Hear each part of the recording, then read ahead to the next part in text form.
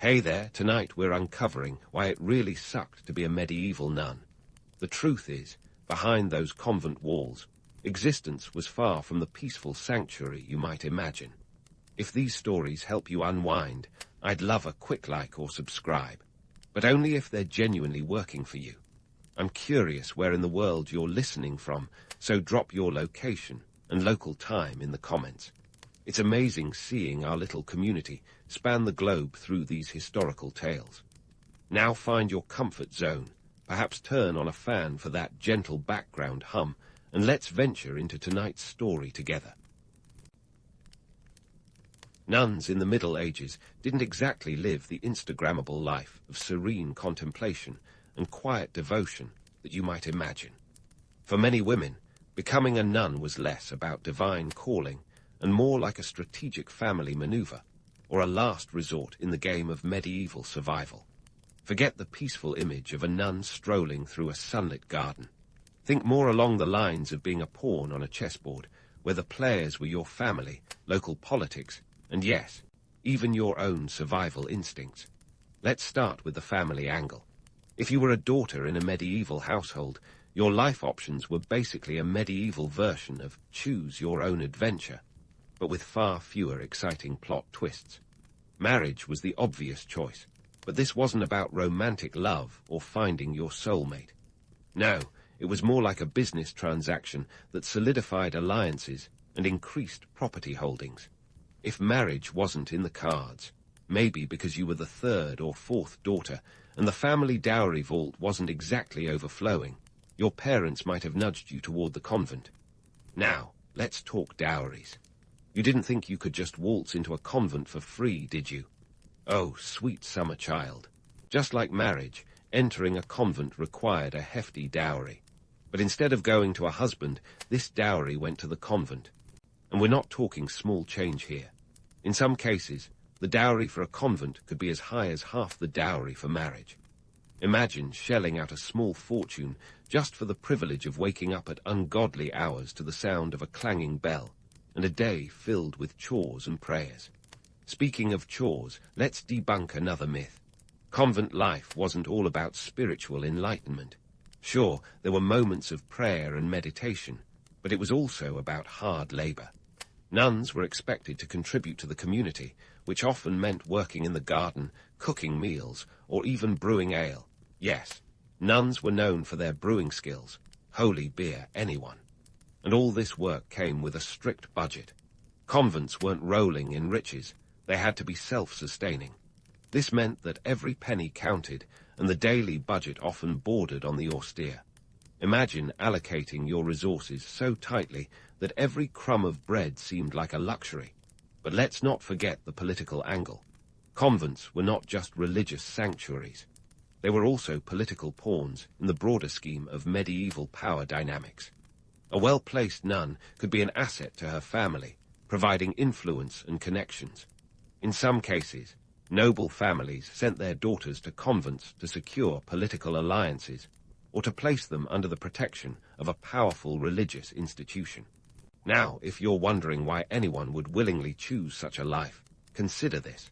For some women, convents offered the only chance for education and intellectual pursuit.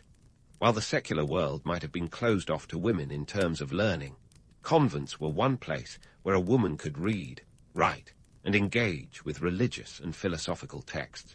This was a big deal in a world where education was largely reserved for men.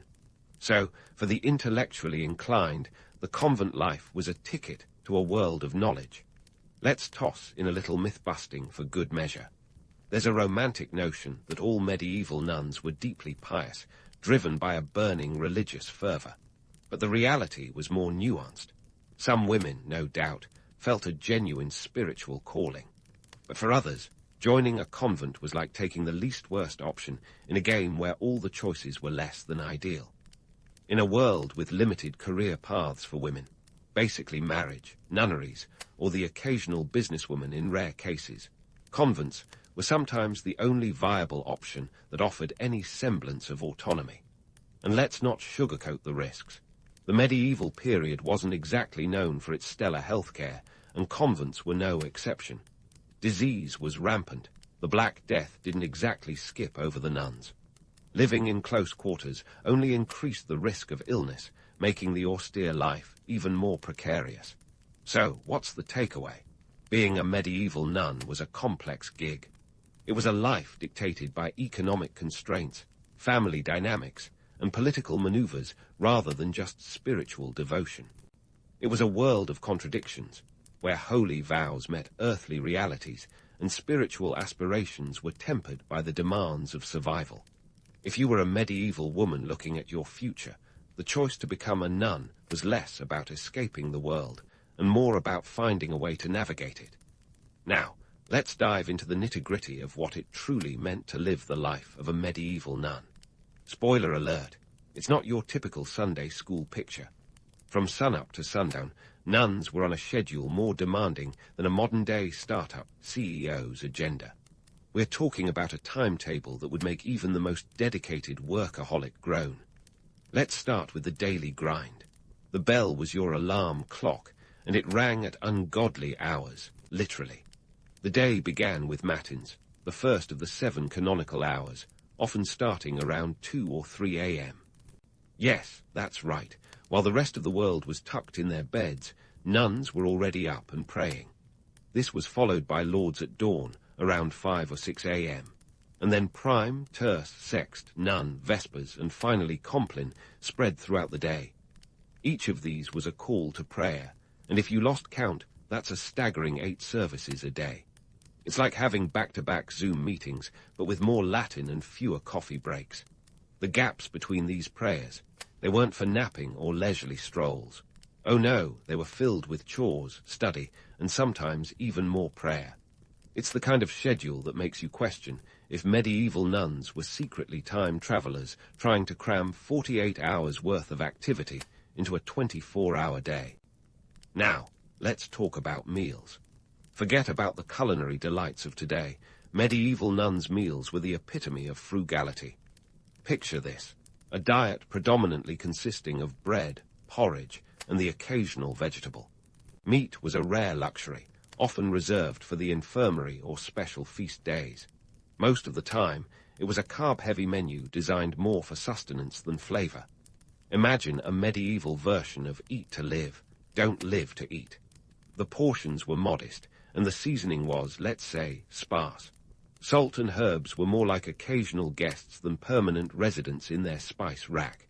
And privacy, well, that was as mythical as a dragon in your backyard. Nuns lived in communal settings, sharing dormitories with their fellow sisters. Personal space was a concept as foreign as Wi-Fi in the 12th century. Each nun had a small cubicle or cell, but these were more like glorified closet spaces. Curtains or partitions offered minimal separation, ensuring you were never truly alone. It's like dorm life, but with less partying and more praying. Then there were the unexpected challenges, like dealing with unruly livestock. Yes, you heard that right. Convents often had farms, and nuns were responsible for the day-to-day management. So, while you're praying for patience, the cows are mooing, the chickens are clucking, and there's always that one goat that thinks it's a comedian. And let's not forget about maintaining those freezing stone buildings in the heart of winter. Stone may look majestic, but it's about as cozy as an icebox. Without central heating, nuns relied on thick habits and shared body heat to fend off the chill. It was a test of endurance that would make even the hardiest souls shiver. Despite the harsh realities, there's a romantic allure to the medieval nun's life. The idea of living in a cloistered community, away from the chaos of the outside world, holds a certain appeal. But beneath the mystique lies a life marked by relentless discipline and sacrifice. It's a reminder that even the most pious paths come with their own set of trials and tribulations. In this world of contradictions, where sacred vows met earthly drudgery, nuns found ways to navigate the complexities of their existence. They balanced the spiritual with the practical, the divine with the mundane, and in doing so, carved out a unique niche in medieval society. As we peel back the layers of myth and legend, we find a world that is as intriguing as it is challenging. One where the pursuit of holiness was intertwined with the realities of daily life. So, what's the takeaway from all this? Being a medieval nun was less about living a life of leisure and more about embracing a life of service. It was a path filled with devotion and duty, where every day was a testament to resilience and resourcefulness. In a landscape defined by its limitations, nuns found ways to make the most of their circumstances, proving that even in the most restrictive environments, there is room for growth and transformation. As we continue to explore this fascinating world, we'll uncover more about the complexities and contradictions that define the lives of these remarkable women. Stay tuned for more insights into this captivating chapter of history. As we delve deeper into the world of medieval convents, it's time to unveil the drama that could give any royal court a run for its money. While the image of pious women cloistered away from worldly concerns might sound idyllic, the reality was a hotbed of political intrigue and social maneuvering. Think Shakespearean plots with a side of Gregorian chants. Let's paint the scene. Convents were not just spiritual havens, but also powerhouses of influence, especially when an abbess wielded both religious and secular authority. In some cases, these women controlled vast estates, collected tithes, and even had their own courts. Imagine being a medieval abbess with the power to make or break local power players. It's like being the CEO of a Fortune 500 company, but with more incense and fewer board meetings. The politics inside these walls were as cutthroat as any Game of Thrones episode, minus the dragons. Take, for instance, the case of Hildegard of Bingen. Born in 1098, she was not just a nun but a formidable abbess who wielded significant influence within the church and beyond. She was known for her visions and writings, which were respected by popes and emperors alike. Hildegard's convent was more than a spiritual retreat. It was a hub of intellectual and political activity. Her correspondence with the powerful figures of her time is testament to her influence, a medieval power network if there ever was one. But not all nuns were content to play nice. Enter the rebellions. Yes, you heard that right. Picture nuns standing up to their superiors, challenging authority with a ferocity that would make any modern activist proud. In 1170, the nuns of the Benedictine Abbey of Saint Croix in Poitiers famously revolted against their abbess, Marie de France. The bone of contention, mismanagement and harsh rule. The nuns, fed up with Marie's tyranny, appealed to King Henry II for intervention. It was a medieval version of a hostile corporate takeover, complete with accusations of financial mismanagement and poor leadership. And let's not overlook the external political ties. Some convents were so intertwined with secular politics that they might as well have had their own foreign policy. Noble families often used convents to park their daughters in strategic positions. In some cases, these daughters acted as political agents, maintaining family interests and alliances. It was a win-win situation. The family gained influence, and the convent received hefty donations or favors in return. Talk about medieval networking. Then there were the alliances with external factions. During the investiture controversy, a power struggle between the papacy and secular monarchs over who got to appoint church officials, convents were not neutral bystanders. Many took sides, aligning with either the papal or imperial factions. This was not just about spiritual allegiance. It was a calculated move to protect their interests and maintain autonomy. In the swirling vortex of medieval politics, staying neutral was not an option. And what about the abbesses themselves? These women were often as politically savvy as any king or bishop. They had to be, managing not only the spiritual needs of their communities, but also navigating the treacherous waters of medieval politics. Abbesses like Matilda of Quedlinburg, who served as regent for Otto III, wielded power that extended far beyond the convent walls. She was a key player in the imperial court, proving that wearing a habit didn't preclude wielding a scepter. Yet, let's not get carried away with visions of power. For every abbess with a taste for politics, there were nuns who found themselves unwilling participants in these games. Many sought the quiet life of devotion they had been promised, only to be swept up in the machinations of others. It's the age-old story of being caught in the crossfire of someone else's ambitions. And here's a plot twist for you. Some convents were so embroiled in scandal and intrigue that they attracted the attention of the Inquisition. In the 14th century, the nuns of the convent of Saint-Tant de la Fouriette in Paris were investigated for heretical activities. The charges: engaging in bizarre rituals and harboring unorthodox beliefs. Whether these accusations were true or simply a smear campaign, they underscore the tensions that could arise when convents strayed too far into controversial territory. The myth of the serene convent life crumbles further when you consider the economic pressures nuns faced. Convents were often self-sustaining, relying on income from land and donations. But when these revenues dried up, financial crises ensued. Nuns had to become adept at managing resources, sometimes needing to negotiate with creditors or even engage in trade to keep their communities afloat. In some convents, the abbess functioned as a medieval CFO, balancing the books while keeping the peace. So, what does all this intrigue and drama tell us? It reveals that medieval convents were microcosms of the larger world, complete with power struggles, political alliances, and economic challenges. They were places where women navigated complex social dynamics, proving that even within the confines of a cloister, the human drive for power and influence persisted. As we peel back the layers of myth and reality, it becomes clear that the life of a medieval nun was anything but simple. It was a world where sacred vows met earthly ambitions, and where the pursuit of holiness was often overshadowed by the demands of survival. In this world of contradictions, nuns found ways to navigate the complexities of their existence, balancing the spiritual with the pragmatic in their quest for a meaningful life. Stay tuned as we continue to explore this fascinating chapter of history, where convents were not just retreats from the world, but mirrors of its myriad complexities. Amidst all the power plays and political chess games, one might imagine nuns basking in divine light as they effortlessly communed with the heavens. But hold that thought. Let's dive into the romanticized world of medieval miracles and visions, and then let's pull back the curtain to reveal the gritty backstage reality. First up, the allure of divine visions.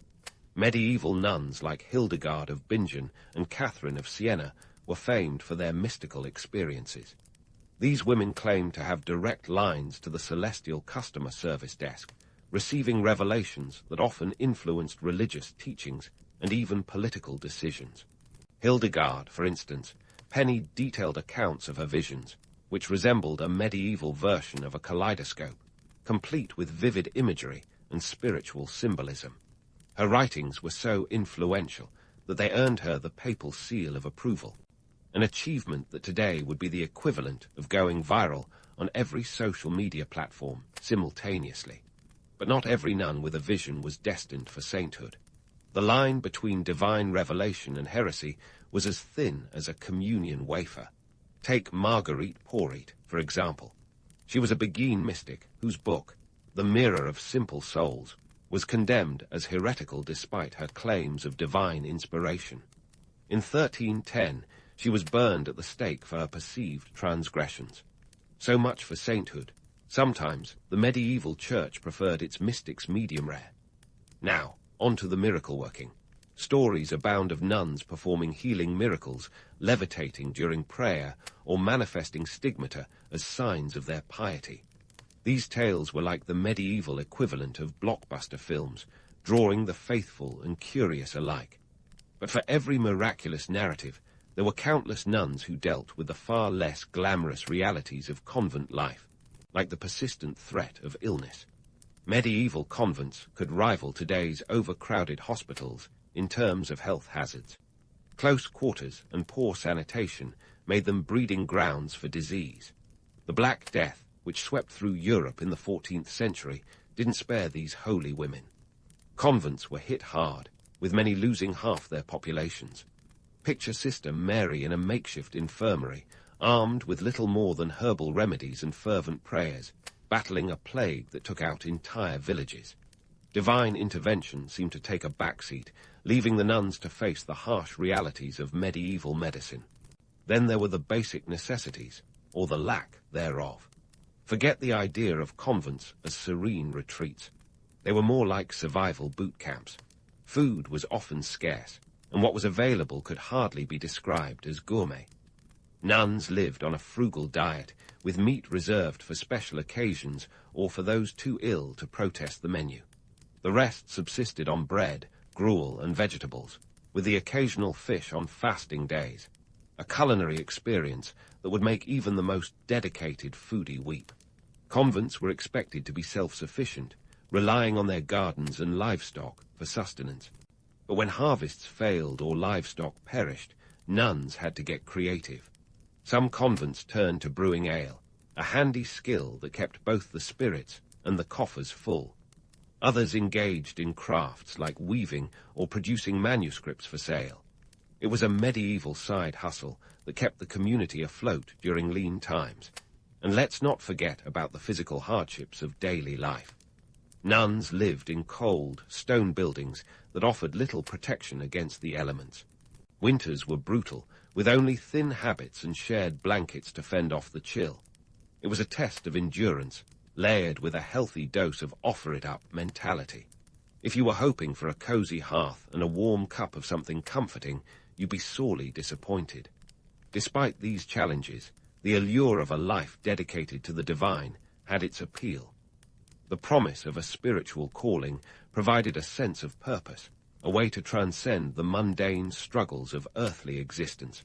But the reality was not all incense and enlightenment.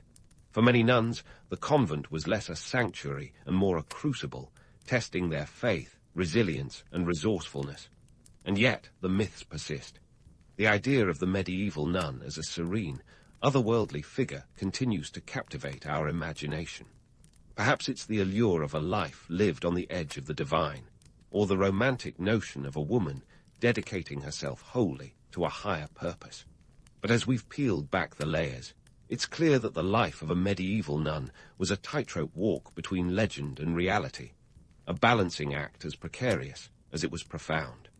As we continue this journey into the world of medieval convents, we'll uncover more about the lives of these remarkable women. From the sublime to the sobering, their stories offer a window into a complex world where faith met fortitude, and where the pursuit of holiness was a gritty, unglamorous endeavor. Stay tuned for more tales from the cloistered corridors of history, where the sacred and the mundane coexisted in a delicate, divine dance. As we've explored the cloistered corridors of medieval convents, we've seen how these communities were anything but quiet retreats from the world. Instead, they were vibrant hubs of spiritual, political, and economic activity. The nuns who inhabited them were formidable figures, navigating a landscape that demanded both resilience and adaptability. In a world where options for women were often limited, these women found ways to assert their agency, albeit within the confines of their vows and habits. Let's talk about that resilience, shall we? These nuns weren't just sitting around praying all day. They were movers and shakers in their own right. When Europe was engulfed in the chaos of the Black Death, convents became sanctuaries of care and compassion. In a time when medical knowledge was rudimentary at best, think leeches and potions rather than antibiotics, nuns provided what care they could. They tended to the sick, using their knowledge of herbal remedies to ease suffering. And when the disease took its toll on their own numbers, they persevered, rebuilding their communities from the brink of collapse. It's like the medieval version of keep calm and carry on, but with more incense and less tea. Education was another area where nuns left their mark. While the secular world was busy waging wars and vying for power, convents quietly became centers of learning and literacy. In a time when only about 1% of the European population could read, nuns were copying manuscripts, preserving knowledge, and sometimes even producing original works. The convents were the libraries of their day, safeguarding the written word in an era when books were as valuable as gold. Imagine the dedication it took to transcribe entire texts by hand, often by candlelight. It's a level of commitment that makes modern typing seem almost lazy in comparison. Convents also played a critical role in community support. They offered refuge to women who had suffered misfortune, provided education to girls, and sometimes even acted as early social services. In a period when social safety nets were practically non-existent, unless you count family alliances or the odd charitable night, nuns filled the gaps with quiet generosity. They were the unsung heroines of medieval society, offering shelter and solace without fanfare or reward. But let's not gloss over the personal sacrifices these women made. The choice to join a convent often meant renouncing personal desires for a higher calling, or, in some cases, simply for survival. It meant enduring a life of discipline and austerity where personal comforts were sparse. Picture this: cold stone floors, basic meals, and a wardrobe that consisted solely of habits in 50 shades of beige. In today's world, where personal expression is celebrated, their sacrifice is a poignant reminder of the cost of commitment. Yet, for all this, the legacy of medieval convents is a tapestry of contradictions. On one hand, they were places of profound spiritual devotion and learning. On the other, they were political entities, maneuvering for power and influence in a world dominated by men. This duality is what makes their story so compelling. It's a testament to the complexity of human nature, where faith and ambition coexist in a delicate dance. As we wrap up this journey through the world of medieval nuns, it's clear that their lives were far more intricate than the simple caricatures of pious women in prayer. They were educators, healers, and sometimes even political players, all while navigating the strictures of their vows. In a world where women's roles were often confined to the domestic sphere, nuns found ways to transcend those limitations, carving out spaces where they could wield influence and enact change. So, what's the takeaway here? The story of medieval nuns is not just a tale of religious devotion, but a saga of human endurance and adaptability. It's a reminder that even within the most restrictive environments, the human spirit can find ways to flourish. These nuns were not just passive participants in history. They were active agents of their own destiny, proving that resilience is as much about inner strength as it is about external circumstance. In the end, the legacy of medieval convents is one of quiet revolution. They were places where women could pursue knowledge, exercise agency, and contribute to society in meaningful ways. And while their stories may not always align with our modern ideals of empowerment, they offer a valuable lens through which to view the past, one that acknowledges the complexity of human experience and the myriad ways in which we seek to make our mark on the world. As we close the chapter on this fascinating period, let's carry forward the lessons of resilience, adaptability, and quiet strength that these remarkable women have left us. If you were to hop into a time machine, dial it back to around the 11th century, and land smack dab in southern Africa, you'd find yourself in the bustling heart of what we now call Zimbabwe. But this isn't the Zimbabwe of modern political turbulence and Victoria Falls postcards. No, this was Great Zimbabwe, a city that was less about skyscrapers and subways, and more about stone walls that seemed to spring up from the earth like a kid's imagination gone wild with building blocks. Great Zimbabwe wasn't just another dusty outpost in the African wilderness. It was a bona fide metropolis, though without the Starbucks on every corner. Located in the southeastern hills of present-day Zimbabwe, about 30 kilometers southeast of Masvingo, this city was the epicenter of a thriving trade network.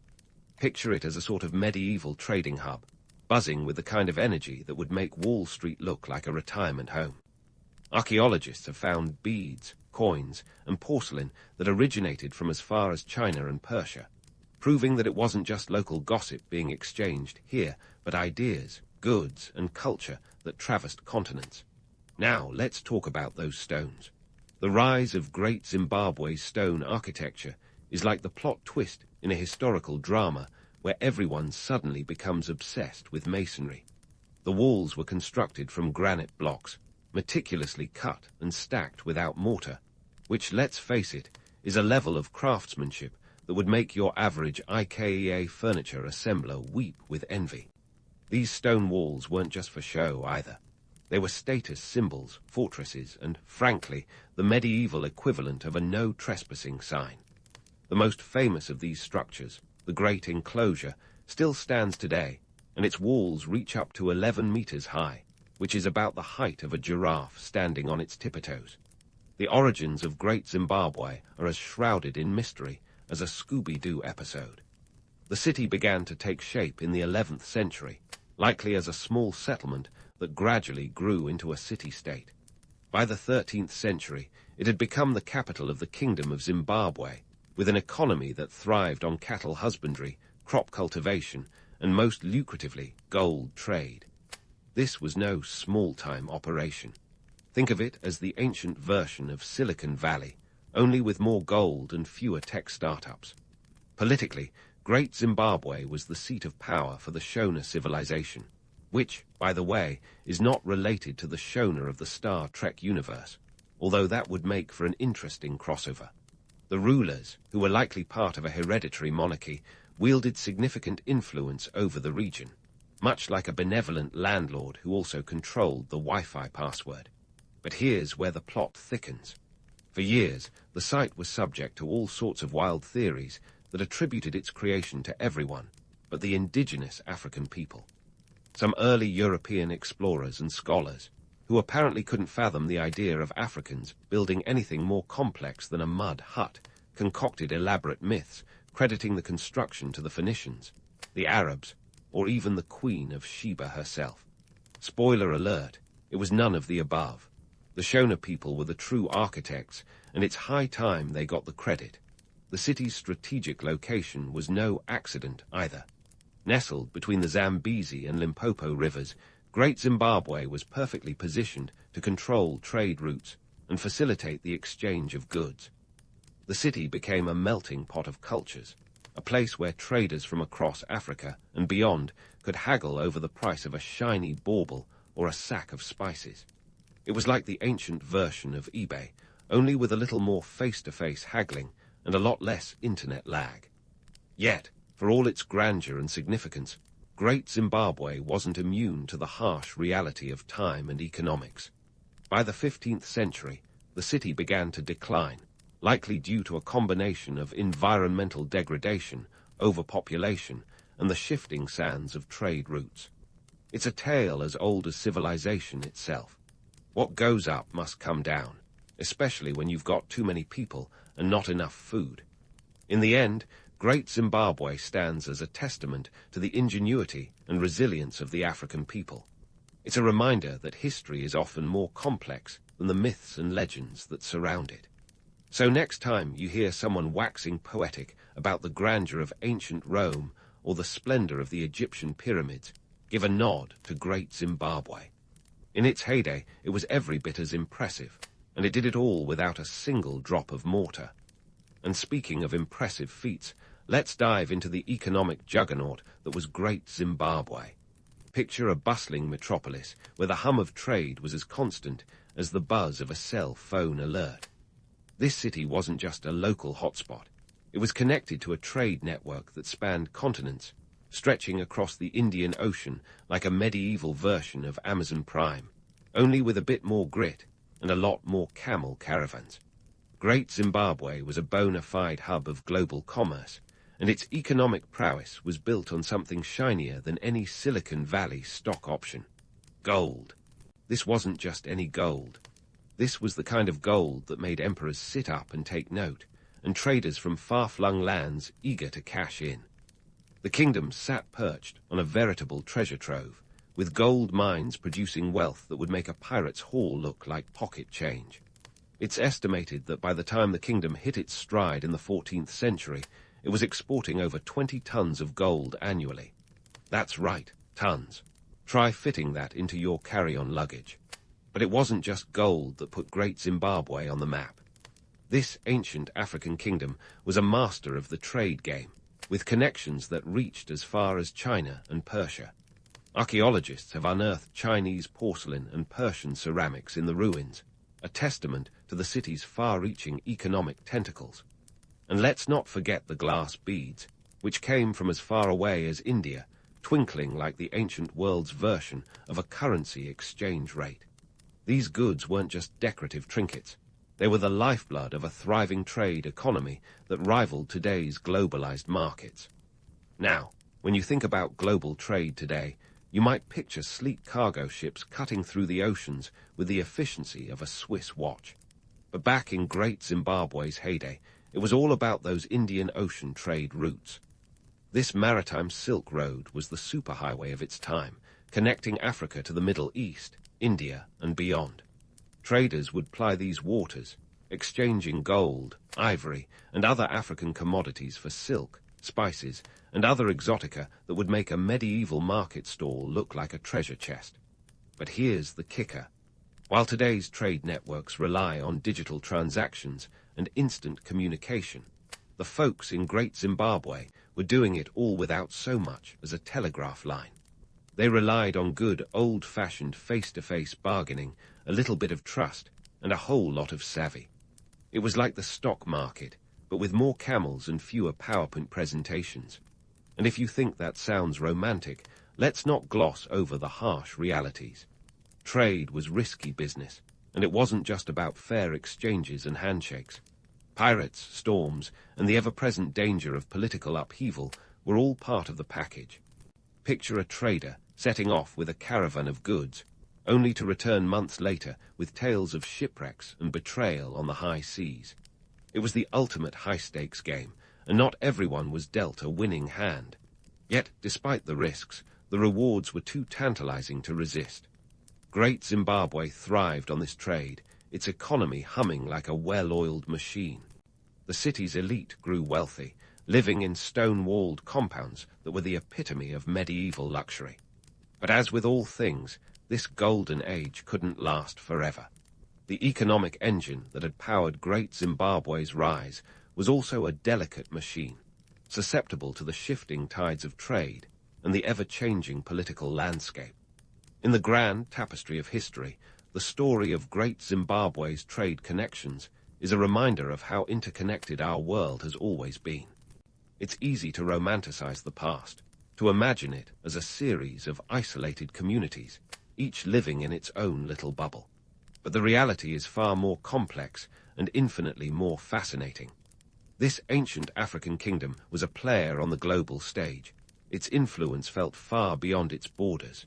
And while today's trade wars and economic uncertainties might make us long for simpler times, the story of Great Zimbabwe reminds us that trade has always been a double-edged sword, capable of building empires and toppling them with equal ease.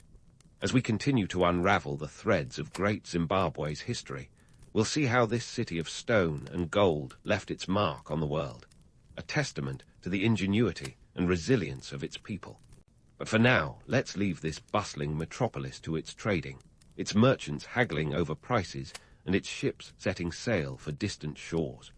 Because the story of Great Zimbabwe is far from over, and there are still many more secrets to uncover in this ancient land of stone and shadow. So, while those traders were busy setting sail for the horizon with their camel caravans and haggling skills, let's pivot to the folks who were actually running the show back at Great Zimbabwe. We're talking about the social and political structures that kept this stone city humming along like a well-tuned lyre. And trust me, if you've ever worked in an office, you'll find some familiar themes in the ancient corridors of power. Great Zimbabwe wasn't just a free-for-all. There was a hierarchy, a pecking order if you will, and at the top of this ancient totem pole was the king, or the Mwene Mutapa. Imagine the Mwene Mutapa as the CEO of a vast corporation, except his board meetings likely involved a lot more drums and a lot less jargon about quarterly reports. The king wielded power much like a modern exec, but instead of stock options, he dealt in cattle, gold, and perhaps the occasional diplomatic marriage to cement alliances. This guy had the ultimate corner office view, quite literally overlooking his kingdom from the hilltop Acropolis. Beneath the king, you had the elite class, the noble advisors and regional chiefs who were like the middle managers of this ancient enterprise. They were the ones who made sure the king's policies were carried out across the land, much like today's middle management, who ensure the company memo about "no more microwaving fish in the break room" actually gets enforced. These elites got their hands on the finer things in life, Luxurious homes within the stone walls, fancy imported goods, and probably the medieval equivalent of a company chariot. But let's not forget the backbone of any kingdom, the common people. The everyday Shona folks were the craftsmen, farmers, and traders who made sure the machine of Great Zimbabwe ran smoothly. They were like the unnoticed IT department of the kingdom, quietly keeping everything on track while the bosses took all the glory. And just like in any good office, there were probably grumblings over the water cooler, or in this case, the communal well, about the latest tax hike or the king's new building project. Power was maintained through a delicate mix of tradition, wealth, and let's face it, a bit of fear. The king and his noble class held sway by controlling resources, land, cattle, and precious metals. If you controlled the gold, you controlled the narrative, and in Great Zimbabwe, the narrative was one of prosperity, power, and prestige. The king's decrees were law, and his ability to maintain order was a testament to his political savvy, not unlike a boss who knows how to keep the office drama to a minimum by throwing the occasional pizza party. Now here's where it gets interesting. While the Mwene Mutapa had ultimate authority, his power was not absolute. Local chiefs had their own influence and often acted as intermediaries between the king and the common folk. It was a balancing act worthy of a tightrope walker, ensuring that the local chiefs felt empowered enough to maintain loyalty, but not so powerful that they might start eyeing the king's throne. It's a bit like a manager giving an employee just enough responsibility to feel important, but not enough to make a play for the manager's own job. And just like any office with its share of gossip and backroom deals, Great Zimbabwe had its own political intrigues. Alliances were forged and broken, marriages were arranged to consolidate power, and rivalries simmered beneath the surface, as timeless as the soap operas that still captivate us today. If you think your workplace politics are cutthroat, just remember that in Great Zimbabwe, a poorly timed alliance could mean the difference between power and obscurity. The social structure of Great Zimbabwe was a well-oiled machine, and while it might not have had the fluorescent lighting and water cooler politics of today's workplaces, it definitely had its share of power struggles and social dynamics. The city's elite lived in stone-walled compounds that were as much about keeping up appearances as they were about protection. These structures weren't just homes.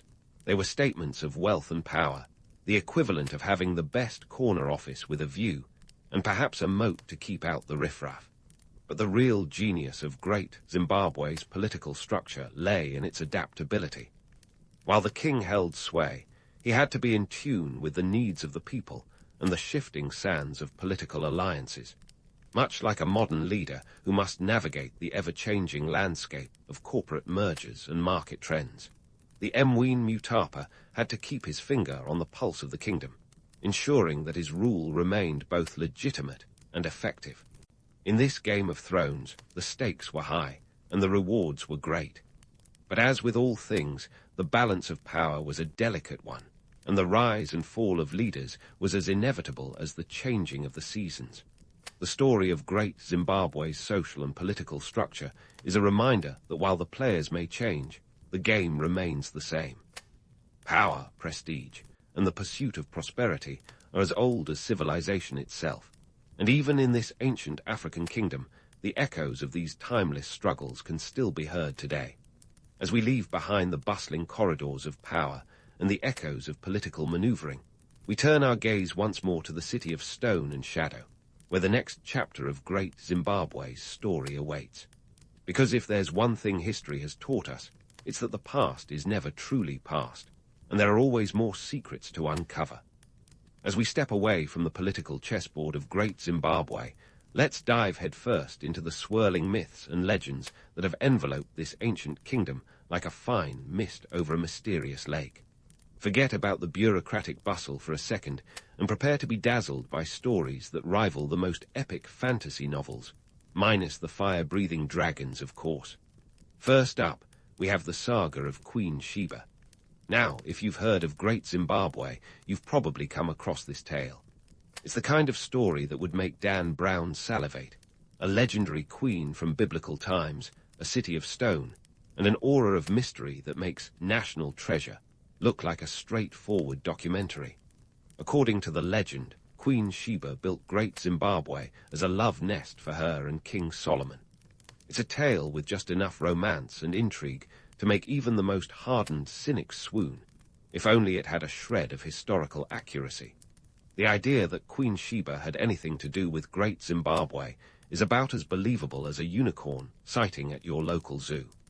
Yet, this myth persisted for centuries, fueled by European explorers who couldn't wrap their heads around the idea that indigenous Africans could construct something so grand. Talk about a historical facepalm.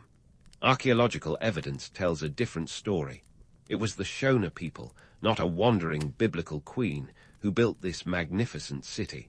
Radiocarbon dating of the site places its construction firmly in the medieval period, long after Queen Sheba and King Solomon were purported to have lived. But let's not dismiss the allure of such myths too quickly. They highlight a very human tendency to romanticize the past, to turn history into a tapestry of magic and wonder. It's not unlike how we might look back on our high school years with a certain nostalgia, conveniently forgetting the acne and awkward dances. These legends, however far-fetched, serve as a reminder of how stories shape our understanding of history, often more than the cold, hard facts. Now, on to another puzzle, the mysterious decline of Great Zimbabwe. Cue the eerie music. This city of stone, which once echoed with the sounds of bustling trade and political discourse, began to fade into obscurity by the 15th century, like an ancient Snapchat story disappearing into the digital ether. What happened? Was it a curse? An alien abduction? A dragon, after all? As much as we'd love a fantastical explanation, the truth is, as always, a bit more mundane. The decline of Great Zimbabwe was likely due to a cocktail of environmental issues, economic shifts, and plain old overpopulation. Picture a city bursting at the seams, with too many mouths to feed and not enough resources to go around. Archaeologists suggest that soil depletion and deforestation took their toll, making it harder to sustain the agricultural and cattle-rearing practices that had once thrived. Moreover, the trade networks that had once fed the city's prosperity began to shift. As new routes emerged and competition increased, Great Zimbabwe's strategic advantages dwindled. It's a tale as old as time. The economic winds change, and those who can't adapt get left behind. The city, once a bustling hub, slowly emptied, leaving behind the silent stone walls as mute witnesses to its former glory. But here's the kicker. While the decline was real, the idea that Great Zimbabwe was abandoned is something of a misnomer. People didn't just pack up and vanish overnight like a bad reality TV show. The population likely dwindled over decades, with communities moving to more sustainable areas. It's a gradual fade-out rather than a dramatic curtain drop. Even in its decline, Great Zimbabwe remained a symbol of power and prestige. The ruins continue to inspire awe and reverence, much like a faded Hollywood star still commanding respect long after their heyday. The Shona people maintained their connection to the site, and it remained a cultural touchstone, a reminder of a time when their ancestors built a city that rivaled the greatest of its time. So, what's the takeaway from these myths and realities? They highlight our penchant for storytelling and our need to make sense of the past, even if it means sprinkling in a little magic along the way. The story of Great Zimbabwe is not just about what happened, but about how we choose to remember it. It's a reminder that history is both a mirror and a canvas, reflecting the truth and allowing us to paint our own interpretations. As we wrap up this chapter, let's keep the momentum going. We've busted a few myths, but there are still more secrets to uncover in the stones of Great Zimbabwe. Because while the city might have faded from its former glory, its story is far from over. And who knows, maybe there's a bit of magic left to discover after all. While we've unraveled a few yarns about Great Zimbabwe, it's high time we looked at what this ancient marvel left behind for the world today. Because let's face it, a city that once stood as a titan in the African landscape doesn't just vanish without leaving a mark. Think of Great Zimbabwe as the original influencer. Its legacy ripples through time. shaping African identity and pride with the kind of impact that would make even the most prolific Instagrammer envious. First off, let's talk about identity. For centuries, Great Zimbabwe was misunderstood, misattributed, and even misrepresented. European colonizers, in a fit of historical amnesia, failed to recognize the indigenous genius behind its construction. But in the 20th century, as African nations began to shrug off the colonial yoke, Great Zimbabwe emerged as a powerful symbol of African heritage and ingenuity. It was like discovering that your quiet neighbor was secretly a rock star, and suddenly everyone wanted to bask in their reflected glory. In newly independent Zimbabwe, the ruins became a cornerstone of national pride. The name Zimbabwe itself derives from the Shona phrase Dzimba Dza Mabwe, meaning houses of stone, a nod as unsubtle as a neon sign to the ancient city. This wasn't just a rebranding exercise. It was a reclamation of history, a declaration that African civilizations were as sophisticated and monumental as any other. The story of Great Zimbabwe became a rallying cry, an intellectual and cultural touchstone that affirmed the continent's rich and diverse history. It's like the ultimate comeback story, where the underdog finally gets their day in the sun. But Great Zimbabwe's influence doesn't stop with national identity. In art and architecture, the city's legacy is like a whisper echoing down the corridors of time. Modern Zimbabwean artists and architects often draw inspiration from the city's iconic stone structures. The intricate patterns and designs have found their way into contemporary works, from sculpture to painting, becoming a visual shorthand for endurance and creativity. It's the kind of artistic homage that would make even the most jaded gallery-goer pause and nod in appreciation. And let's talk architecture, shall we? Those stone walls, with their geometric precision and mortarless construction, have inspired modern architects to rethink building techniques. The emphasis on using local materials and integrating structures with the natural landscape has become a blueprint for sustainable architecture worldwide. In a way, Great Zimbabwe was ahead of its time, a medieval pioneer of green building practices before it was trendy. If only they'd had an Instagram account to document it all. Think of the influencer potential. So, what can we learn from this ancient metropolis, besides the fact that we should all be using more local stone in our DIY projects? For starters, Great Zimbabwe is a testament to human ingenuity and adaptability. Despite the myths and misconceptions, the reality is that the Shona people built a city that rivaled the greatest centers of their age, using nothing but their wits and the resources at hand. It's a reminder that true innovation often comes not from high-tech wizardry, but from a deep understanding of one's environment and the courage to think differently. Moreover, Great Zimbabwe teaches us about the power of stories. The myths that grew around it, while fanciful, highlight our deep-seated need to craft narratives that explain the world around us. It's a dual lesson in skepticism and storytelling. Believe in the magic, but always question the sorcerer. The city's history challenges us to look beyond the tales and see the complex tapestry of human endeavor, where fact and fiction weave together to create something enduring and profound. And finally, Great Zimbabwe stands as a monument to endurance.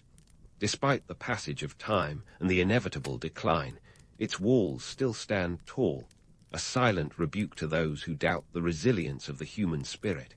It's a city that whispers of greatness, a reminder that while civilizations may rise and fall, their stories, and the lessons they impart, remain timeless. In the end, Great Zimbabwe isn't just a collection of stones. It's a beacon of cultural pride and a symbol of what can be achieved with vision and determination. It's a reminder that while we may not have all the answers, we have the capacity to build, create, and inspire. So next time you find yourself standing among the ruins, whether they're ancient stones or the metaphorical remains of a failed project, remember the legacy of Great Zimbabwe. It's a testament to the enduring power of human creativity, and a story that's as alive today as it was centuries ago.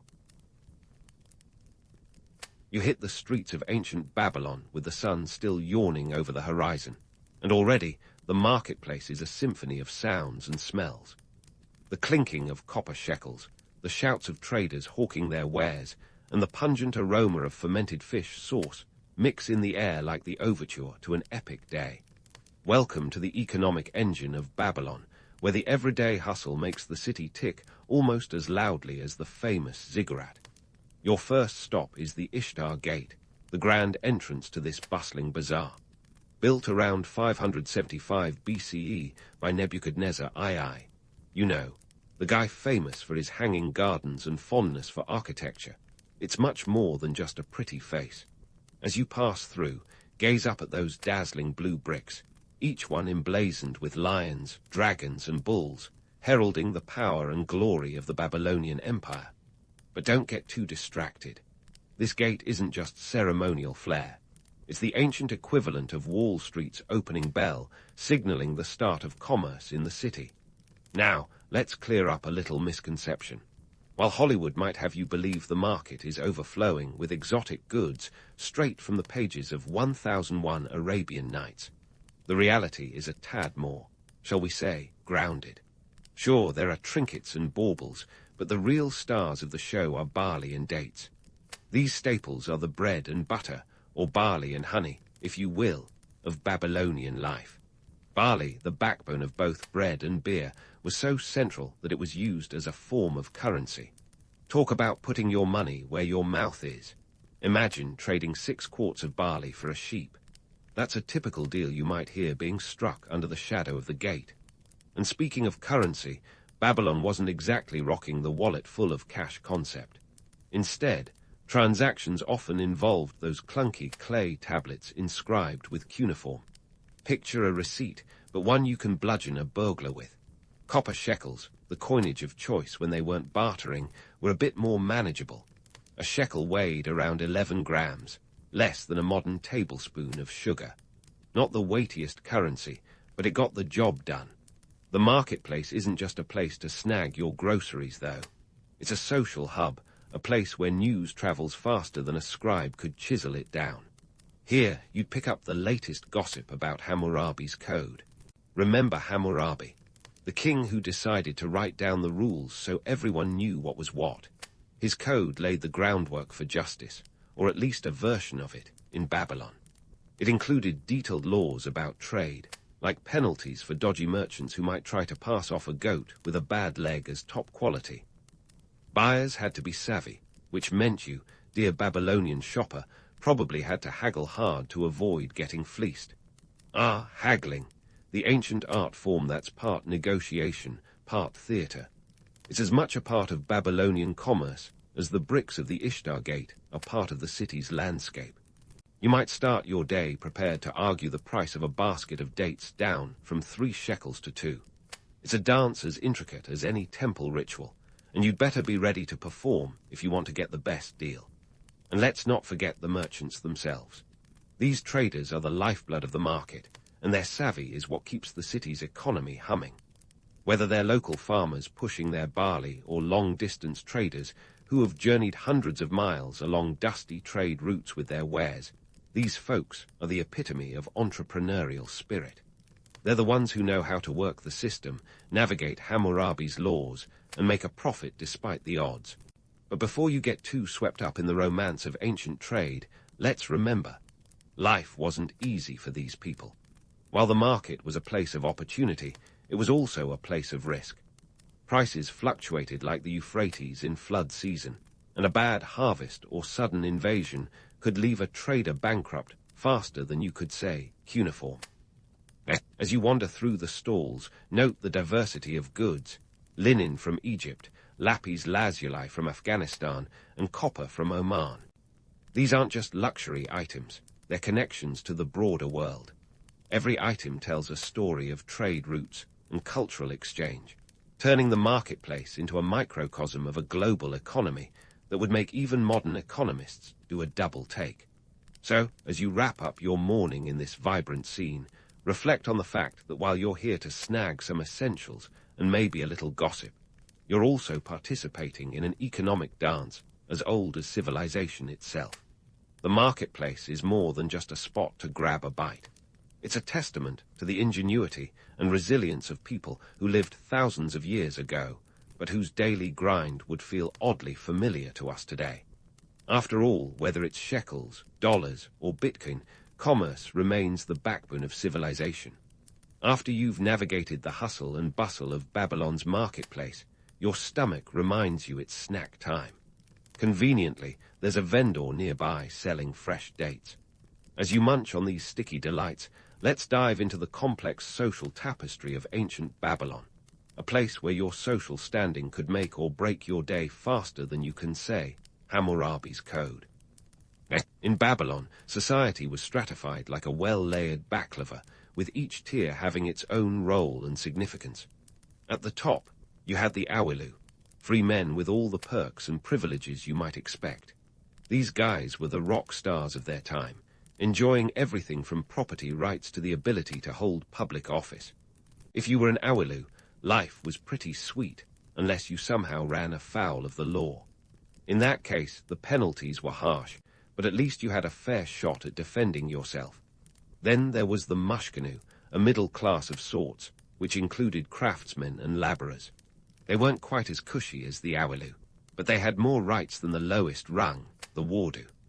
The Wardu, or slaves, were often prisoners of war or debtors working off what they owed. Their lives were, unsurprisingly, tough. Think Game of Thrones, without the dragons, but with all of the servitude.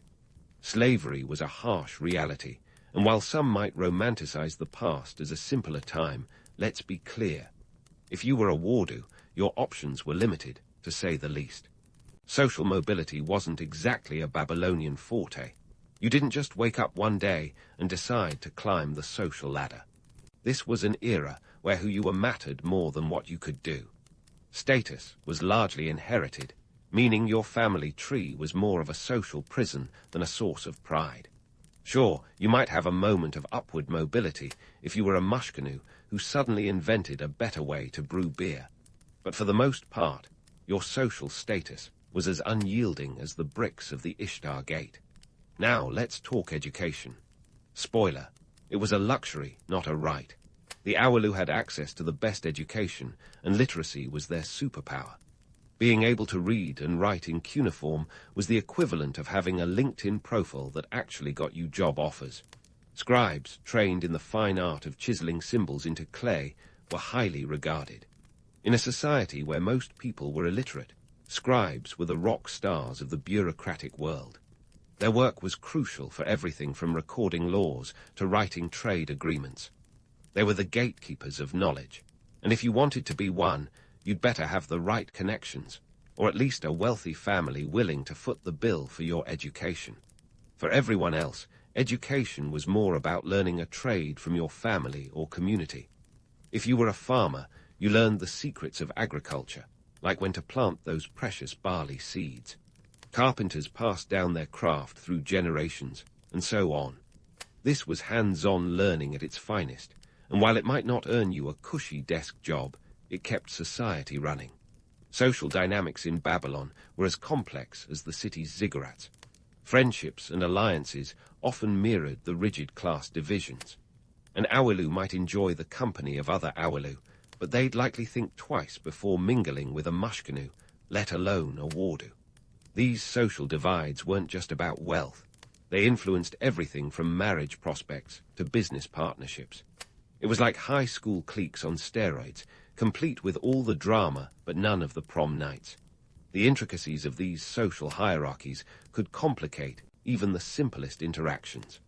Picture an Awilu trying to negotiate a marriage alliance with a Mushkanu. It wasn't just about love or attraction. It was a strategic move that involved a detailed calculus of social standing and family honor. While we might romanticize the past, with tales of love conquering all, the reality was often more about contracts than Cupid. And then there was the matter of law and order, which played its part in maintaining these social divisions. Hammurabi's Code was all about keeping things orderly, at least from the perspective of the ruling class. If you were an Awilu, the legal system was there to protect your interests. If you were a Mushkanu or a Wardu, the law was more like a minefield you had to navigate carefully. Justice in Babylon wasn't blind. It had a keen eye for social status. The steep social ladder shaped careers as well. While the Awalu might secure government positions or manage large estates, the Mushkanu were more likely to be craftsmen, traders, or minor officials. The Wardu, of course, were stuck in roles that involved hard labor with little reward. In a nutshell, Babylonian society was a game of musical chairs, but with fewer chairs and a lot more rules. Despite the rigid social structure, there was a certain romance to the idea of Babylon, a city where even a lowly Mushkanu could brush shoulders with the elite in the marketplace, if only for a moment. Yet the harsh reality was that these interactions were fleeting, and the social divides were as durable as the city's famed walls. As you savor the last of your dates, consider how these ancient dynamics echo in our own time. The players have changed, but the game often remains the same. Social status, education, and opportunity continue to shape lives, proving that while civilizations rise and fall, some things never change.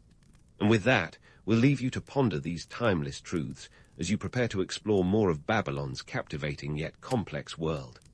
And just like that, with the last of your dates swallowed down, it's time to step away from the social chessboard of ancient Babylon and look up, way up.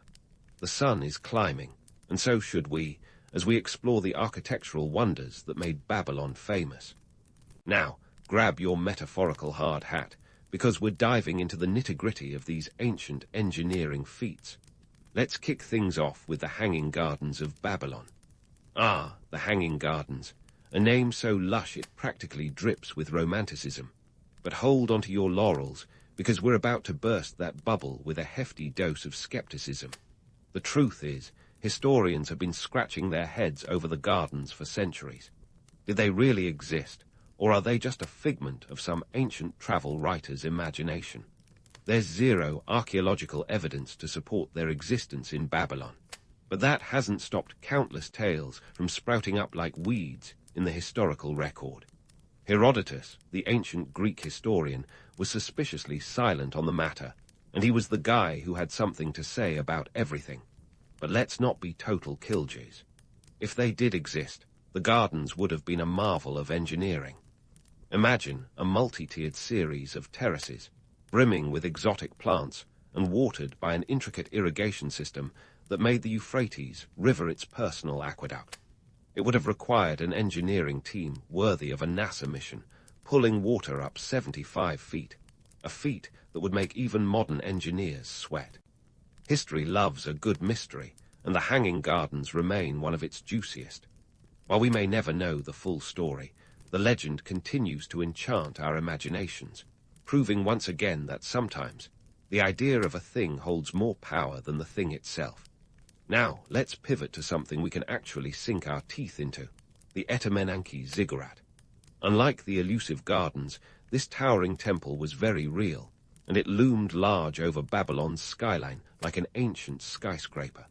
Standing an estimated 91 meters tall, or about the height of a 30-story building, the ziggurat was a testament to both the ambition and the architectural prowess of the Babylonians.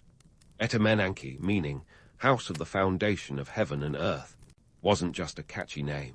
It was a bold statement of the city's divine aspirations. Built in the 6th century BCE, the ziggurat was dedicated to Marduk, Babylon's chief deity, and it served as a literal and figurative link between heaven and earth. Constructing such a behemoth was no small feat. The labor force behind Etemenanke was as diverse as Babylon's bustling marketplace. It included skilled artisans, laborers, and, yes, slaves. Imagine the logistical nightmare of coordinating thousands of workers, each playing their part like a cog in a massive stone machine. The bricks alone were a marvel, fired clay, stamped with the seal of Nebuchadnezzar II, akin to a royal signature on every single one. Talk about branding. Trust me, you didn't want to cut corners on quality control, or you'd be risking the wrath of both the king and the gods. But let's take a moment to appreciate the urban planning genius of the Babylonians beyond their grand monuments. The city was meticulously laid out, a grid that would make a modern city planner nod in appreciation. Roads were wide enough to accommodate the bustling traffic of carts and pedestrians, and the Euphrates River acted as both a natural boundary and a bustling waterway, facilitating trade and transport. The city's walls, stretching over 18 kilometers and reaching heights of up to 100 feet, weren't just for show. They were a formidable defense against invaders. Babylon was, in many ways, the ancient world's version of a smart city, leveraging its geographical and architectural advantages to become a hub of commerce and culture. Yet, beneath the glamour of colossal structures and strategic planning was a reality that was less rosy. Building these wonders required not just ingenuity, but also a vast amount of human labor, often involuntary. Slaves and laborers toiled under the hot Mesopotamian sun, their sweat and blood the unacknowledged mortar that held the city together. Sure, the end results were breathtaking, but let's not romanticize the process. The grandeur of Babylon was, in part, built on the backs of those who had little choice in the matter. It's a sobering reminder that behind every great monument is a workforce whose stories often go untold. While we marvel at the grand design of Babylon, let's also talk about the practicalities of living amidst such splendor. For the average Babylonian, daily life was a balancing act between awe and pragmatism. Sure, the ziggurats and gates were impressive, but they also had to navigate the less glamorous aspects of city life, like waste management. Babylon, after all, was a living, breathing city with all the messiness that entails. Archaeological evidence suggests they had a rudimentary sewage system, a series of clay pipes that whisked waste away into the river. Not exactly glamorous, but hey, it beat tossing your chamber pot out the window. Speaking of practicality, let's not forget the role of technology in Babylon's rise to greatness. These folks were no slouches when it came to innovation. Take their use of the potter's wheel, a game-changer in mass-producing those ubiquitous clay bricks, or the intricate water management systems that allowed them to harness the Euphrates, ensuring the city remained a lush oasis even amidst the arid landscape. The Babylonians were masters of making the most out of their environment, using technology not just to survive, but to thrive. And then there's the matter of astronomy and mathematics. The Babylonians were charting the stars long before it was cool, and their contributions to math laid the groundwork for future civilizations. They developed a base 60 numeral system, the reason why we have 60 seconds in a minute and 360 degrees in a circle. This wasn't just academic exercise. It had real-world applications in everything from agriculture to architecture. Their ability to measure and predict the cycles of the sun and moon allowed them to plan everything from religious festivals to crop planting with impressive precision. As you wander through the city, taking in the grandeur and grit of Babylon, it's clear that this was a place where ambition met reality head-on. The towering ziggurats and bustling marketplaces were only one side of the story. Beneath the surface, a complex web of social, economic, and technological factors kept the city humming. It was a place of contrasts, where the divine aspirations of its rulers met the hard realities of daily life. So, as you stand amidst the ruins, contemplating the achievements of this ancient city, remember that while Babylon may have been built to impress the gods, it was the people, both celebrated and forgotten, who made it truly extraordinary. And with that, keep your eyes on the horizon, because our journey through Babylon is far from over. There are still mysteries to unravel and insights to uncover as we continue to explore this ancient city's captivating allure and enduring legacy. So stay tuned, because the story of Babylon is just heating up, much like the midday sun over those ancient stones. As the sun casts its golden beams over Babylon's mighty ziggurats, let's pivot from the grandeur of architecture to another cornerstone of Babylonian life: religion. Grab your metaphorical toga, because we're diving into a world where gods weren't just celestial beings. They were the ultimate influencers, with more followers than any modern TikTok star. In ancient Babylon, religion wasn't just a Sunday affair. It was woven into the very fabric of daily life, politics, and social order. Picture this. The city is alive with the buzz of anticipation as the Akitu festival, the Babylonian New Year, rolls around. It's the social event of the season, spanning 11 days of ritual, feasting, and of course, a hefty dose of political theatre. At the center of it all is Marduk, the chief deity, whose temple, the Esagilla, is the epicenter of the festivities. Marduk wasn't just another face in the celestial crowd. He was the big cheese, the god who supposedly created the world by defeating the chaos monster Tiamat. And let's be honest, when your origin story involves slaying a dragon, you're bound to command some serious respect. The festival itself was a masterclass in ancient PR, carefully crafted to reinforce both religious devotion and political control. The king, as Marduk's earthly representative, would undergo a ritual humiliation. Yes, you heard that right, where he confessed his shortcomings to the high priest. But don't be fooled. This wasn't a genuine soul-bearing moment. It was a scripted performance designed to reaffirm the king's divine mandate and, by extension, his legitimacy. The high priest would then slap the king, lightly, we hope, to symbolize Marduk's forgiveness, and voila, the king emerged reborn, his power renewed for another year. Talk about a celestial endorsement. But why all this ritual hoopla? Well, religion and politics were tighter than a pair of jeans after the holidays. The state's power was propped up by divine sanction, and the priesthood wielded significant influence. These weren't your average neighborhood clerics. They were power brokers, their temples acting as both religious centers and economic hubs. The priesthood controlled vast tracts of land and wealth, a sort of ancient ecclesiastical hedge fund. Temples were the banks of Babylon, where loans were issued and debts recorded, often on those infamous cuneiform tablets.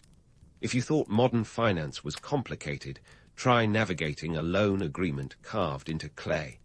Yet the relationship between the priesthood and the monarchy was a delicate dance. While the king needed the priests to legitimize his rule, the priests relied on royal patronage to maintain their power. It was a classic case of mutual dependency, with each side holding the other's leash, albeit a golden one. This symbiotic relationship ensured that the lines between church and state were thoroughly blurred, leaving little room for secular governance. Now, let's not romanticize the temple as a peaceful sanctuary. Behind the incense and hymns, there was plenty of intrigue and power play. The priesthood was a hotbed of political maneuvering, rife with factions and rivalries. Picture a game of musical thrones, where the stakes were divine favor and earthly influence. And just like in any good political drama, there were winners and losers. Those who played their cards right could rise to immense power, while those who didn't might find themselves on the losing end of a divine game of chess. As you wander through the bustling streets of Babylon, it's clear that religion wasn't just confined to the temples. It permeated every aspect of life, from the markets to the courts. The gods were invoked in legal contracts and trade agreements, their names a guarantee of honesty and fair play, or at least the illusion of it. Even the humble farmer ploughing his field would offer prayers to Enlil, the god of agriculture, hoping for a bountiful harvest. It was a world where the divine was always watching, a cosmic CCTV that kept the populace in check. Religious festivals like the Akitu were more than just a chance to let loose. They were a vital tool for social cohesion. They brought together people from all walks of life, from the lowliest laborer to the wealthiest merchant, in a shared experience that reinforced societal bonds. In a city as diverse as Babylon, with its mix of cultures and languages, these festivals were the glue that held the social fabric together. They provided a sense of unity and identity, a reminder that despite their differences, the people of Babylon were part of something greater. But let's not overlook the economic impact of these religious shindigs. The influx of pilgrims and festival-goers meant a booming business for local merchants, who lined the streets with stalls selling everything from sacrificial animals to festival snacks. The markets were abuzz with activity, a vibrant tapestry of sights, sounds, and smells that brought the city to life. It was like a modern-day carnival, complete with all the hustle and bustle. Of course, with any large gathering, there were bound to be a few, shall we say, colorful characters.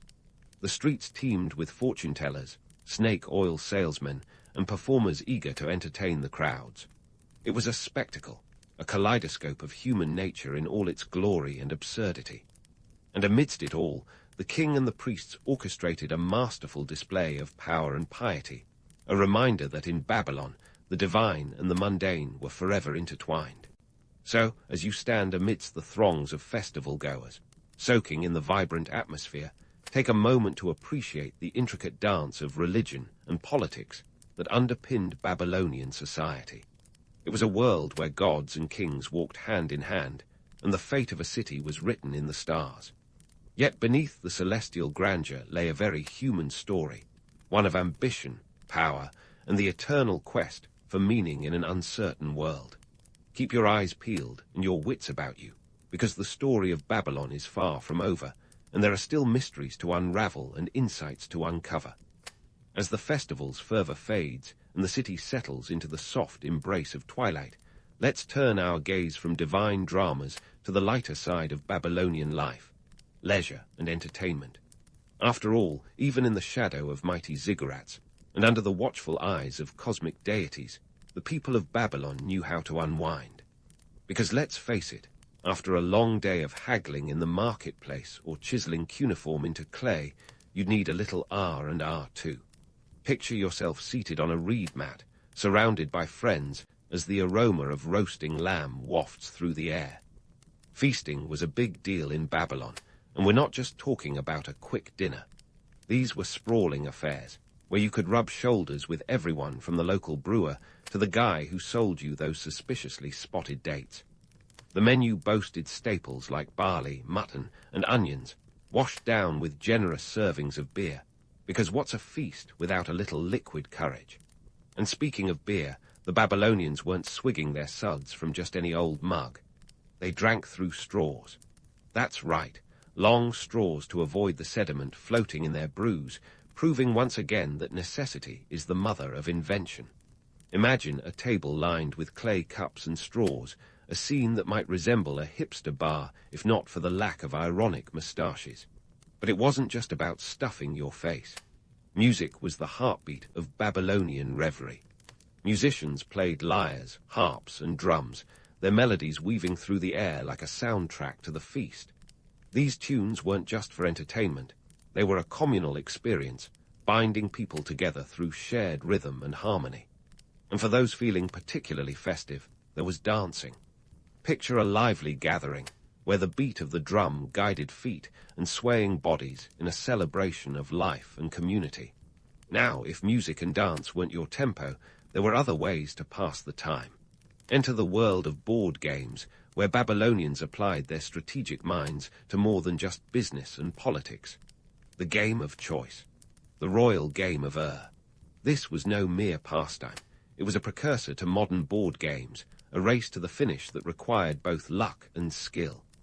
Imagine rolling dice made of bone, your game piece, a simple stone or shell, advancing across a board with the tension of a modern chess match. These games were more than mere diversion. They were a window into Babylonian intellect and social interaction, a reminder that some pleasures are truly timeless. As night deepens and the stars peek out over Babylon's skyline, let's consider the role of storytelling, a cornerstone of ancient entertainment. Gathered around the flickering glow of oil lamps, Babylonians were regaled with tales of gods and heroes, of creation and conquest. These stories weren't just yarns to pass the time. They were cultural glue, preserving history and moral lessons for future generations. The fanciful accounts of Gilgamesh, the legendary king, weren't just bedtime stories. They were reflections on mortality, friendship, and the eternal quest for glory. In this way, storytelling was both an escape and an education, a bridge between past and present. Yet, as we revel in these scenes of leisure, let's not ignore the elephant in the room, or rather, the gritty realities lurking just outside the firelight. While Babylon's entertainment offered a respite from the rigors of daily life, it couldn't erase the harsh truths of existence in this ancient city. The stark divisions of class and wealth didn't disappear with the setting sun. For every lavish feast, there were those who went to bed hungry. For every joyous dance, there were those whose feet ached from a day of toil. It's a reminder that even in a city as storied as Babylon, leisure was a luxury not afforded to all. As we wrap up this journey through ancient Babylon, let's reflect on the duality of its legacy. On one hand, we have the romantic image, a city of awe-inspiring architecture, epic feasts, and celestial mysteries that continue to captivate our imaginations. On the other, the gritty reality, a place of social stratification, economic challenges, and human struggles not so different from our own. Yet, it's precisely this blend of myth and reality that makes Babylon enduringly fascinating.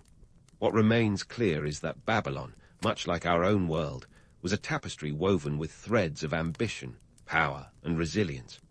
Its people, whether kings or commoners, navigated a complex landscape of opportunities and obstacles, leaving behind stories that speak to the timeless human experience. So as you drift off to sleep, let the echoes of ancient Babylon whisper to you of a city where the divine mingled with the mundane, and where, despite all odds, life was celebrated with gusto. Because in the end, whether in the bustling markets or under the starlit skies, the spirit of Babylon lives on, inviting us to ponder the mysteries of the past and the legacies we leave behind. In the grand tapestry of human history, the Aztecs are like that unexpected plot twist that no one saw coming. Here they were, a ragtag group of nomads, wandering the deserts of northern Mexico, and yet they ended up crafting one of the most sophisticated civilizations of their time. Their origin story is a mix of gritty determination, divine signs, and a fair amount of mud, literally. You see, the Aztecs didn't just pop out of nowhere in central Mexico. They embarked on a journey that would make any modern travel influencer jealous. The Aztecs, or Mexica as they called themselves, hailed from a mythical land known as Aztlan, which, if you ask 10 historians, you'll get 10 different opinions on where exactly it was. Some say it was somewhere in northwestern Mexico, others point a finger vaguely northward. But wherever it was, the Aztecs left it behind in the 13th century, apparently heeding the call of their patron god, Huitzilopochtli. This deity, who had a penchant for blood and warfare, was exactly the kind of god you'd want to upset, so when he said go, they went. As the legend goes, Huitzilopochtli promised the Aztecs a new home marked by an eagle sitting on a cactus, devouring a snake. Now, if you find yourself wandering the wilderness looking for such a sign, you might be at it for a while. But lo and behold, the Mexica found their promised land smack dab in the middle of Lake Texcoco, where an eagle indeed perched on a cactus, snake in beak. Genius marketing move, right? That image still graces the Mexican flag today. But back then, it was less about symbolism and more about practical real estate decisions. On arriving at their watery Eden around 1325, the Aztecs faced a rather unromantic truth. They needed to build a city on what was essentially a soggy island. Think Venice, but with more human sacrifice. The swampy terrain of Lake Texcoco was hardly the ideal foundation for an empire. But if necessity is the mother of invention, the Aztecs were the overachieving kids in the family. They devised a series of chinampas, or floating gardens, to turn the swamp into fertile ground. Picture this: rectangular plots of arable land formed by interweaving reeds and mud. Ingenious, right? The Aztecs were basically doing hydroponics before it was cool. The founding of Tenochtitlan wasn't just a marvel of civil engineering. It was a testament to the Aztecs' resilience and ingenuity. They didn't just stop at gardens. They built causeways to connect their island city to the mainland, complete with drawbridges for defense. They even constructed an aqueduct to bring in fresh water from Chapultepec, because who wants to drink swamp water when you're trying to rule an empire? But let's not get too carried away with the romance of Aztec innovation. The Spanish, ever the storytellers, later added their own embellishments to the Aztec saga, painting them as a mysterious, bloodthirsty people living in a city of gold. In reality, the wealth of Tenochtitlan was built on trade, tribute, and a fair amount of coercion. The city's markets were legendary, bustling with goods from all over Mesoamerica, from cacao and obsidian to feathers and textiles. The Aztecs were shrewd traders and even shrewder warriors, a combination that made them the dominant force in the region. As they grew, so did their appetite for expansion. By the time the Spanish showed up in the early 16th century, the Aztec Empire had ballooned to cover most of central Mexico. Their capital, Tenochtitlan, housed over 200,000 people, making it one of the largest cities in the world at the time. Not bad for a city built on a lake. And it wasn't just large. It was stunningly organized, with impressive temples, palaces, and public spaces that left even the Spanish conquerors in awe. Of course, real history is rarely as neat as the myths. The Aztecs had their share of internal strife, political intrigue, and the occasional rebellion to deal with. Their society was highly stratified, with a ruling class that lived in luxury while the common folk toiled away. But even with these challenges, they managed to create a society that was as complex as it was captivating. In the end, the Aztec story is one of transformation, a journey from wandering nomads to empire builders, from swamp dwellers to city planners. They took a land that seemed inhospitable and turned it into the beating heart of a civilization that would leave an indelible mark on history.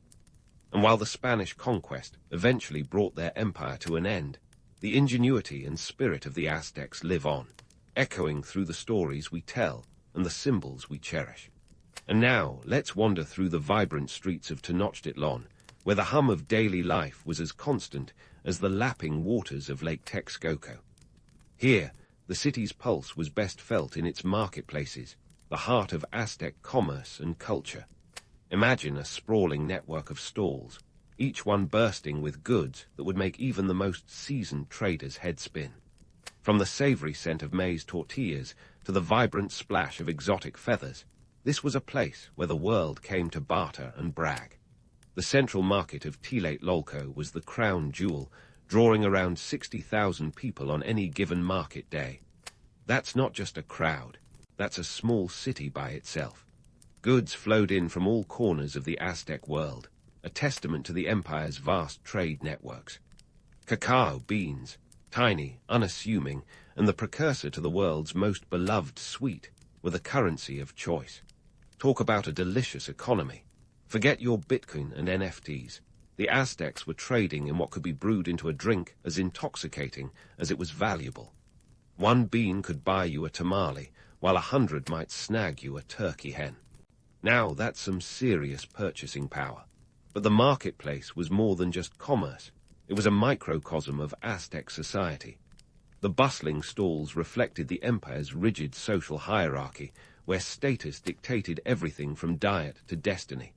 At the top sat the nobility, or pipiltin, who strutted around in their feathered finery, while the commoners, or macehualtin, formed the backbone of society, laboring in the fields and crafting goods. Below them, the Tlamatinim, those esteemed priests and scholars, held sway over the spiritual and educational life, their influence woven through every facet of daily existence. Religion was no mere backdrop. It was the stage on which all life in Tenochtitlan played out. The Aztecs weren't just a people with a calendar full of festivals. They were spiritual workaholics, constantly appeasing their gods with rituals that ranged from the solemn to the spectacularly bloody. It's not every day you see religion and spectacle so closely intertwined, but the Aztecs knew how to put on a show. The temples, those towering pyramids that dominated the skyline, were the epicenters of this divine drama. They were more than places of worship. They were the skyscrapers of their time, visible symbols of the empire's might and the gods' favor. Yet, for all its grandeur, the Aztec religious system was as much about control as it was about devotion. The priests wielded power like a double-edged obsidian blade, ensuring that the wheels of the empire kept turning. They were the keepers of knowledge, the orchestrators of time itself, using their understanding of celestial cycles to dictate the rhythm of life. In a world where the sun was believed to be locked in an eternal battle against darkness, the priests were the ones holding the line. Meanwhile, down in the trenches of everyday life, the farmers were the unsung heroes, ingeniously coaxing sustenance from the earth. The chinampas, those floating gardens we mentioned earlier, weren't just a marvel of engineering. They were the lifeline of the city. These verdant patches could yield up to 7 crops a year, an agricultural feat that would leave modern agronomists scrambling for their notebooks. It's like having a perpetual farmer's market in your backyard, minus the hipsters and their artisanal jams. But survival wasn't just about what you grew, it was also about what you could trade. The Aztecs were masters of the barter system, their economy a complex web of exchanges that extended far beyond Tenochtitlan's watery borders. Tribute flowed in from conquered territories, a steady stream of goods that bolstered the city's wealth and fed its insatiable appetite for luxury. From the fine cottons of the south to the sparkling obsidian of the volcanic highlands, Tenochtitlan was a hub of opulence wrapped in a veneer of earthy pragmatism. If you think modern economics is complicated, try wrapping your head around an empire that used everything from cacao beans to quetzal feathers to settle its debts. The Aztecs had no need for coinage. Their economy was as tangible as it was tactile, a system where value was as much about utility as it was about prestige. It's a far cry from today's digital currencies, where the only thing tangible is the anxiety of a market crash. In Tenochtitlan, wealth was something you could touch, taste, and trade. Yet, for all their wealth and complexity, the Aztecs were not immune to the pitfalls of power. The more they expanded, the more they became entangled in a web of alliances and enmities. Tribute and trade were the lifeblood of the empire, but they were also its Achilles heel, a constant reminder of the precarious balance between dominance and dependence. It's a tale as old as empires themselves. Growth breeds ambition, and ambition, in turn, sows the seeds of its own undoing. In Tenochtitlan, as in any great city, the stories of its people were written not just in its grand edifices, but in the everyday hustle and bustle of its streets. From the noble lords plotting their next move to the humble farmers tending their crops, the city was a tapestry of lives, interwoven by duty and belief. It was a place where the past and future collided in a symphony of progress and tradition, each note a testament to the ingenuity and resilience of a people who dared to dream of an empire built on water. And as they navigated the choppy waters of history, the Aztecs left behind a legacy that continues to ripple through time. So, as we continue our tour through the Aztec Empire, let's shift our focus from the bustling markets and ingenious farming to the darker, more complex world of Aztec military and politics. You see, for the Aztecs, warfare was less about the glory of battle and more about strategic expansion and keeping the gears of the empire well-oiled. They weren't just swinging obsidian swords for fun. They were building an empire, one conquest at a time. At the heart of this military machine was the Triple Alliance, a political masterstroke that would make any modern politician green with envy. Picture this. 3 city-states, Tenochtitlan, Texcoco, and Tlacopan, joining forces in 1428 to form a power bloc that would dominate the Valley of Mexico and beyond. Think of it as the Aztec version of the Avengers, but with more feathers and fewer capes. This alliance wasn't just about pooling resources. It was about consolidating power and projecting a united front against common enemies. The Aztecs were nothing if not pragmatic. But don't let the noble-sounding name fool you. The Triple Alliance was less a fraternity of equals and more of a clever way for Tenochtitlan to call the shots. The Mexica, as the Aztecs from Tenochtitlan were known, quickly established themselves as the dominant player in this trio, with their ambitious leaders pulling the strings. By the mid-15th century, Tenochtitlan was the puppet master, and the other 2 cities were playing along, willingly or not. Now, let's talk strategy. The Aztecs didn't just rely on brute force to expand their territory. They had a whole playbook of cunning tactics. Their expansion strategy was akin to a game of geopolitical chess, with each move carefully calculated to keep their empire growing without overextending. They knew the value of alliances, and often preferred to install puppet rulers in conquered cities rather than razing them to the ground. After all, why destroy a city when you can have it paying tribute instead? Tribute, the lifeblood of the Aztec Empire. Conquered territories were required to pay regular tributes, which could include anything from cacao beans to human captives. This system was a win-win for the Aztecs. They got a steady stream of resources, and the local rulers got to keep their heads, at least until they fell out of favor. One could say it was an early form of imperial taxation, minus the paperwork, but with a lot more pressure. However, the Aztecs weren't all about the carrot. They also wielded a very big stick. Enter the concept of flower wars, ritualized battles that were less about territorial gain and more about capturing prisoners for sacrifice. This was war as theater, a spectacle designed to instill fear and demonstrate the might of the Aztec war machine. These battles were prearranged, with both sides agreeing to meet on the battlefield. It sounds almost civilized until you remember the end goal was to replenish the sacrificial stockpile back in Tenochtitlan. Now, let's address the elephant in the room, human sacrifice. It's the aspect of Aztec culture that has captured the morbid fascination of historians and horror movie directors alike. Popular narratives often paint the Aztecs as bloodthirsty maniacs, but the reality, while still gruesome, was more nuanced. Sacrifices were seen as a necessary evil to appease the gods and ensure the continuation of the world. In a culture where the sun was believed to wage a daily war against darkness, sacrifices were the fuel that kept the cosmic engine running. It was brutal, yes, but it was also deeply entwined with their religious beliefs and social order. The victims were usually war captives, and their fate was seen as an honor, albeit a rather dubious one. The sacrifice ceremony was a public event, complete with ritualistic precision and a hefty dose of pageantry. For the Aztecs, it was a communal act of devotion, a way of renewing the divine contract with their gods. While modern sensibilities might recoil at the thought, it's crucial to understand that this was a society where the line between life and death was a lot blurrier than it is today. Despite the grisly nature of these practices, the Aztecs were not mindless savages. They were a sophisticated society with a complex understanding of warfare as a tool for political and economic control. Their military campaigns were meticulously planned, and their warriors were highly trained.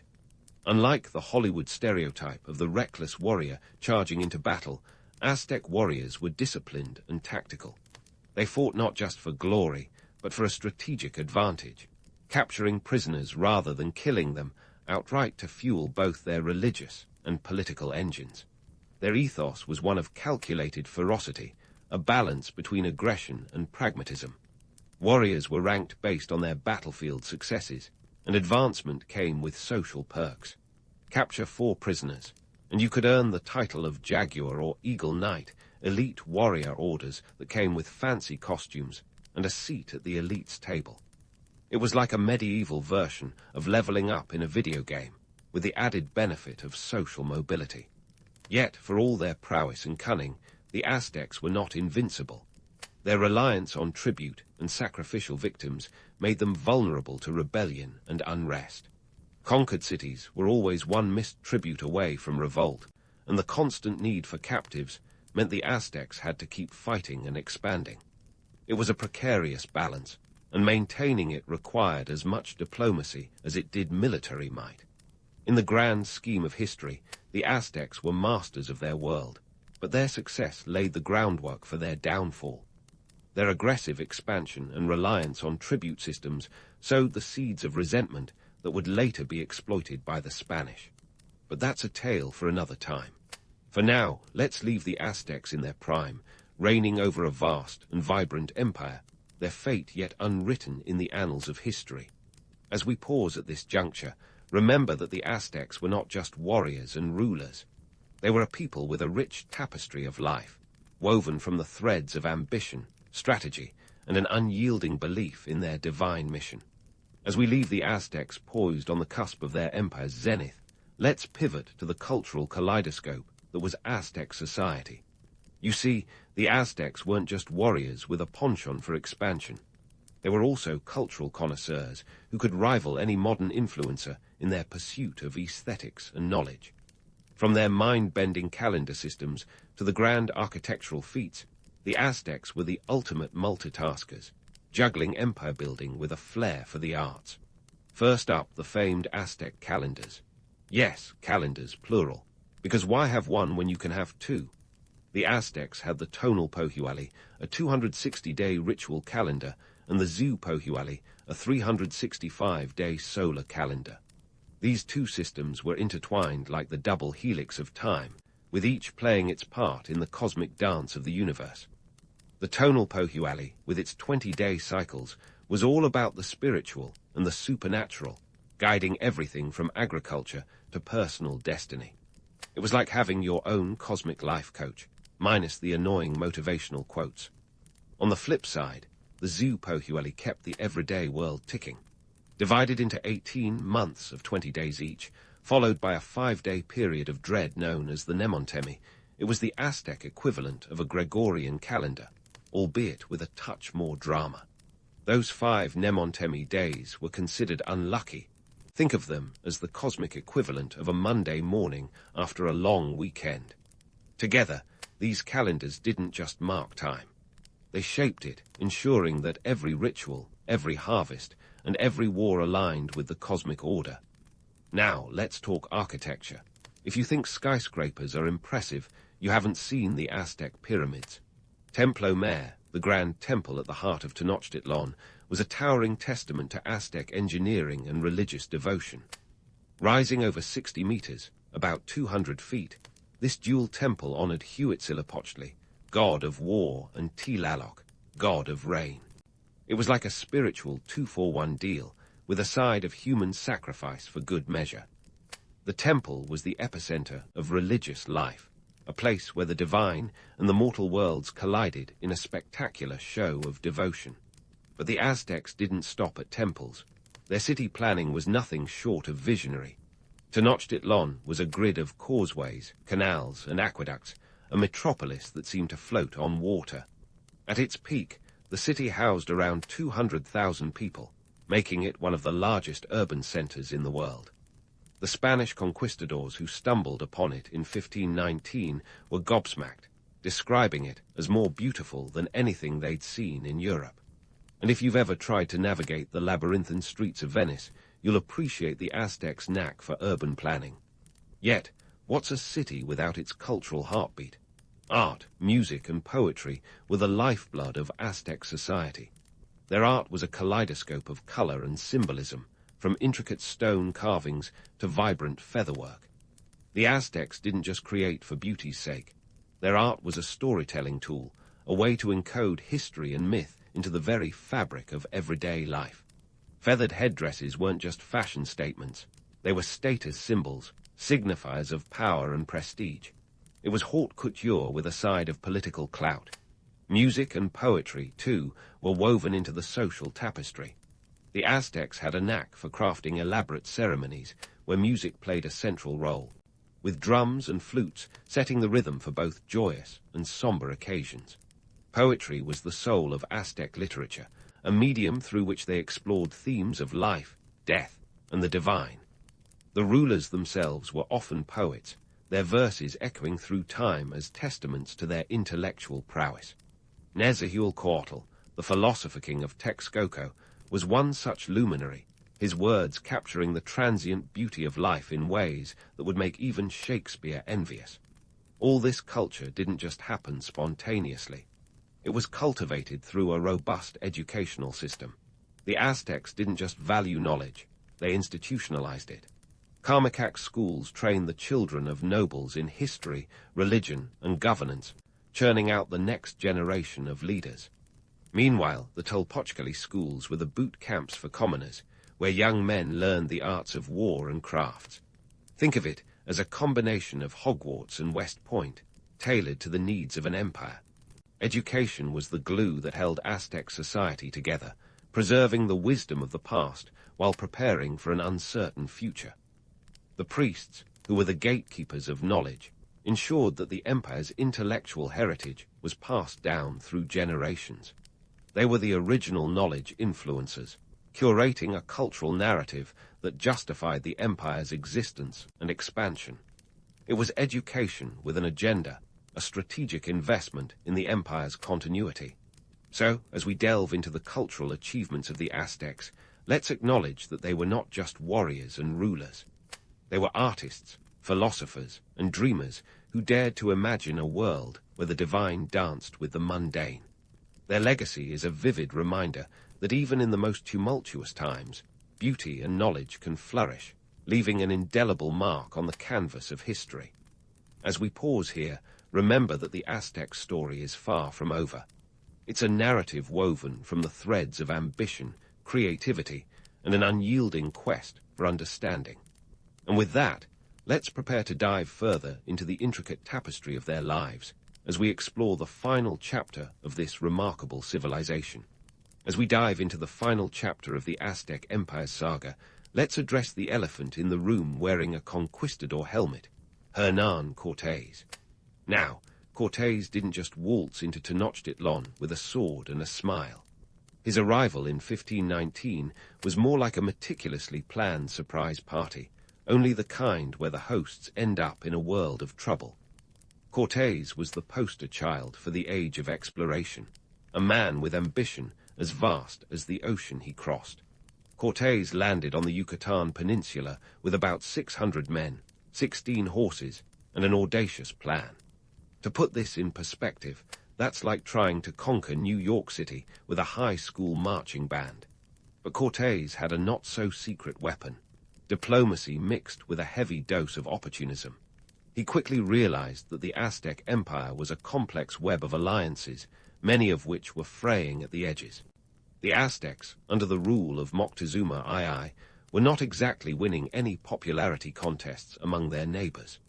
Their aggressive expansion and demand for tribute had made them plenty of enemies, a fact that Cortés exploited with Machiavellian finesse. Cue the Tlaxcalans, fierce rivals of the Aztecs, who saw Cortés as the unlikely ally they needed. With their help, Cortés managed to turn the tables, transforming his tiny band of adventurers into a formidable army. Moctezuma II, caught between the rock of his empire's grandeur and the hard place of foreign invasion, made a series of strategic blunders that are the stuff of leadership nightmares. He famously welcomed Cortés into Tenochtitlan, offering gifts of gold, a gesture meant to placate, but which only fueled the Spaniards' greed. It was a classic case of misreading the room. Moctezuma saw diplomacy, while Cortés saw opportunity. The Spanish set up shop in the city, and things quickly went downhill from there. Now, let's talk about one of history's cruelest twists, disease. The Aztecs, having lived in relative isolation, had no immunity to European pathogens. Smallpox, brought over by an unassuming Spaniard who had probably just sneezed on his sleeve, spread through the empire like wildfire. Within a year, the disease decimated the population, slashing it by as much as 40%. Imagine waking up one day to find nearly half your neighbors gone. The psychological and social impact was catastrophic. An empire weakened before a single musket ball was fired in earnest. With the Aztecs reeling from disease and internal strife, Cortés seized his moment. Tensions within Tenochtitlan boiled over in 1520, leading to the infamous Noche Triste, or Night of Sorrows, where the Spaniards were temporarily driven out of the city. But like any good movie villain, Cortés returned with a vengeance, bolstered by reinforcements and native allies. The siege of Tenochtitlan in 1521 was brutal, a 93-day campaign that turned the once thriving city into a battlefield of rubble and ruins. By August 13, 1521, the Aztec Empire officially fell with the capture of Cuauhtémoc, Moctezuma's successor. The Spanish victory was a combination of strategy, technology, and a hefty dose of luck, underscored by the tragic irony of alliances that had once bolstered the Aztecs now turned against them. The empire that had dazzled with its architecture and culture was left in tatters, its people subjugated, and its cities transformed under colonial rule. It's easy to paint the Aztecs as victims of their own success, their empire crumbling under the weight of its contradictions. But that narrative is only part of the story. The Aztecs were architects of a civilization that pushed the boundaries of what was possible in their world, a society where the mundane and the divine danced on a knife's edge. Their legacy in modern Mexico is a testament to their cultural endurance, a rich tapestry woven into the nation's identity. The very name, Mexico, echoes the Mexica people, a nod to their indelible impact. Yet the Aztecs' story has been both romanticized and vilified over the centuries. On one hand, they are celebrated as ingenious builders and warriors, the creators of a vibrant culture that continues to captivate imaginations. On the other, they are often reduced to caricatures of brutality and ritual sacrifice, their complexities flattened into one-dimensional tropes. Modern narratives oscillate between these extremes, reflecting our fascination with the past and its power to illuminate and complicate our present. In Mexico today, the Aztec legacy is both a point of pride and a point of contention. Their symbols, like the eagle devouring a snake, remain potent reminders of resilience and identity, gracing everything from the national flag to soccer team logos. Yet the scars of conquest linger, a reminder of the price of empire and the enduring impact of colonialism. As we close the book on the Aztec Empire, let's remember that history is not just about dates and battles. It's about the lives and legacies of those who dared to dream big. The Aztecs were not just a people of their time. They were shapers of time itself, masters of a world that was as complex as it was captivating. Their story is a reminder that the past is never truly past. It echoes through the present, challenging us to see the world in all its messy, magnificent contradictions. And with that, our journey through the Aztec Empire comes to an end, leaving us with a tapestry of history as rich and intricate as the people who wove it. Otto von Bismarck wasn't always the steely-eyed architect of German unification, striding confidently through the corridors of power. Oh no, before he became the Iron Chancellor, Bismarck was more like a rusty old gate, swinging between chaos and ambition. Born in 1815 in Schönhausen, a small town in Prussia, Otto's early life was a cocktail of privilege and unpredictability. His family hailed from the junker class, those landed gentry types who thought they were a cut above everyone else, primarily because they owned a lot of land and could trace their ancestry back to when knights wore chainmail for fashion, not just protection. Young Otto wasn't exactly the model student. Sure, he attended the prestigious Friedrich Wilhelm University in Berlin, but his academic pursuits were less about hitting the books and more about hitting the bottle. He was the kind of student who could recite Goethe one moment and then challenge you to a drinking contest the next. Legend has it, he once showed up to an exam so hungover that he pennied an essay on why the professor's questions were irrelevant. Spoiler alert, it didn't earn him an A, but it did showcase the kind of audacity that would later mark his political career. After a few years of academic meandering, Bismarck decided to try his hand at being a farmer. He took over the family estate in Niehoff in 1839. The notion of Bismarck as a farmer is amusing, to say the least. Picture an aristocrat in muddy boots, trying to make sense of crop rotations and livestock. His approach to farming was as unconventional as his university days. Instead of embracing the agrarian life, he treated it more like a prolonged gap year. He was known to throw lavish parties at the estate, where the wine flowed as freely as the gossip, and once reportedly fired his shotgun into the air just to silence the chatter. Despite, or perhaps because of, his less-than-stellar performance in academia and agriculture, Bismarck eventually turned to politics. In 1847, he was elected to the Prussian United Diet. Think of it as the precursor to a full-blown parliament, but with fewer members and a lot more Whigs. Here, Bismarck's true talent for political maneuvering started to become apparent, even if he did have a tendency to show up late to meetings, much to the irritation of his peers. It's said that he would often stride in halfway through a debate, make a cutting remark that left everyone speechless, and then exit as abruptly as he arrived. The socio-political climate of 19th century Prussia was a powder keg, and Bismarck was the match, even if he didn't realize it yet. The country was grappling with the tensions between conservative aristocrats and the rising tide of liberalism. Bismarck, ever the contrarian, initially positioned himself as a staunch conservative. He was the kind of guy who would argue that change was overrated while secretly plotting how to change the entire political landscape. His speeches were peppered with fiery rhetoric, and his disdain for the liberal press was palpable. so much so that he once suggested they should all be sent to Siberia for a re-education on the virtues of monarchy. Bismarck had a knack for playing both sides against the middle, a skill that would serve him well in later years. He recognized the power of nationalism as a unifying force, yet he wasn't afraid to use fear and division to get what he wanted. His early political career was marked by a series of strategic alliances and betrayals that would make a soap opera look tame. He wasn't a puppet master yet, but he was learning how to pull strings. In those formative years, Bismarck was a man of contradictions.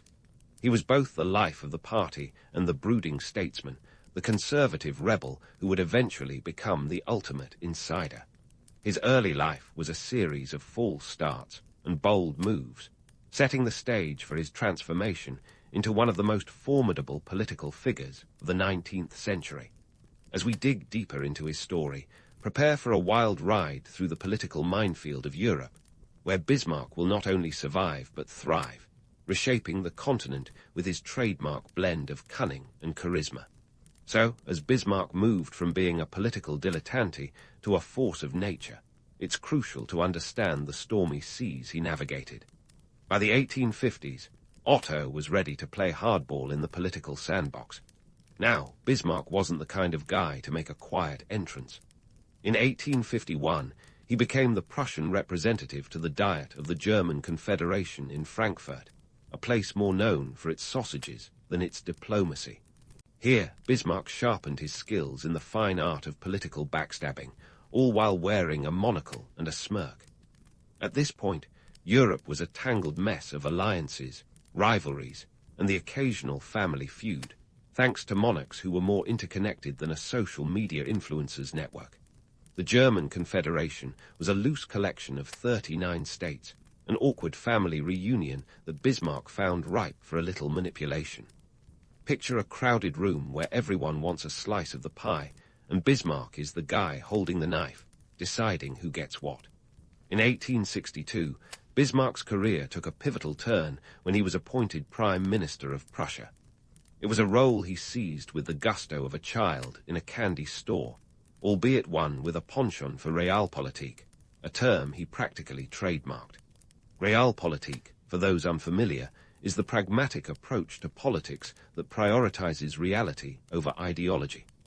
Bismarck was the grandmaster of this game, treating ideology like a buffet where you pick what suits your appetite. Once in power, Bismarck faced the challenge of uniting the disparate German states under Prussian leadership, a feat akin to herding cats in a rainstorm. His secret weapon, a brand of diplomacy that mixed charm with intimidation. Enter the Ems dispatch, a masterstroke of manipulation that would become a historical case study in how to start a war without lifting a sword. The Ems dispatch of 1870 was originally a rather mundane telegram between King Wilhelm I of Prussia and the French ambassador. But leave it to Bismarck to turn a dull exchange into a diplomatic Molotov cocktail. He edited the dispatch to make it sound like the Prussian king had insulted the French ambassador, a move that ruffled French feathers to the point of war. The Franco-Prussian War that ensued was less about national honor and more about Bismarck's strategic genius. France, predictably hot under the collar, declared war on Prussia, playing right into Bismarck's hands. With France embroiled in conflict, the southern German states, initially wary of Prussian dominance, rallied behind Bismarck. Nothing unites people like a common enemy, and Bismarck knew just how to exploit this. By the end of the war in 1871, not only had Prussia emerged victorious, but Germany was unified under Kaiser Wilhelm I, with Bismarck as the Chancellor. The new German Empire was born not out of idealistic dreams, but from good old-fashioned power politics. It's like forming a band where everyone hates each other, but they hate the rival band even more. This unification was Bismarck's piece de resistance, the culmination of a decade of strategic plotting. But don't let the romanticized image of a united Germany fool you. The costs were steep, around 180,000 lives lost in the Franco-Prussian War alone. The economic burden on France was significant, with a staggering indemnity of 5 billion francs imposed by the Treaty of Frankfurt. It was the kind of victory that left others seething and set the stage for future conflicts. The phrase, "Beware the Ides of March," could have easily been, "Beware the whims of Bismarck." Yet Bismarck's triumph wasn't just on the battlefield. His diplomatic acumen was like a finely tuned orchestra, each alliance and treaty a note in his grand symphony. He skillfully maintained peace in Europe through a network of alliances that were as complex as they were precarious. The League of the Three Emperors, formed in 1873 with Austria and Russia, was one such masterpiece. Of course, like any great artist, Bismarck knew when to change the tune, often treating treaties like napkins at a greasy diner, used and discarded when no longer needed. Bismarck's balancing act was a spectacle to behold. He kept France diplomatically isolated, much like a kid at a school dance who no one wants to pair up with, all while maintaining amiable relations with Austria and Russia. The Triple Alliance of 1882 with Austria-Hungary and Italy was another feather in his cap, a strategic move that solidified Germany's position in Europe. But Bismarck was nothing if not a realist. He once famously remarked that the Balkans weren't worth the bones of a single Pomeranian grenadier, signaling his reluctance to get tangled in the web of Balkan politics. His approach was part puppet show, part chess game, where he was both the puppeteer and the grandmaster.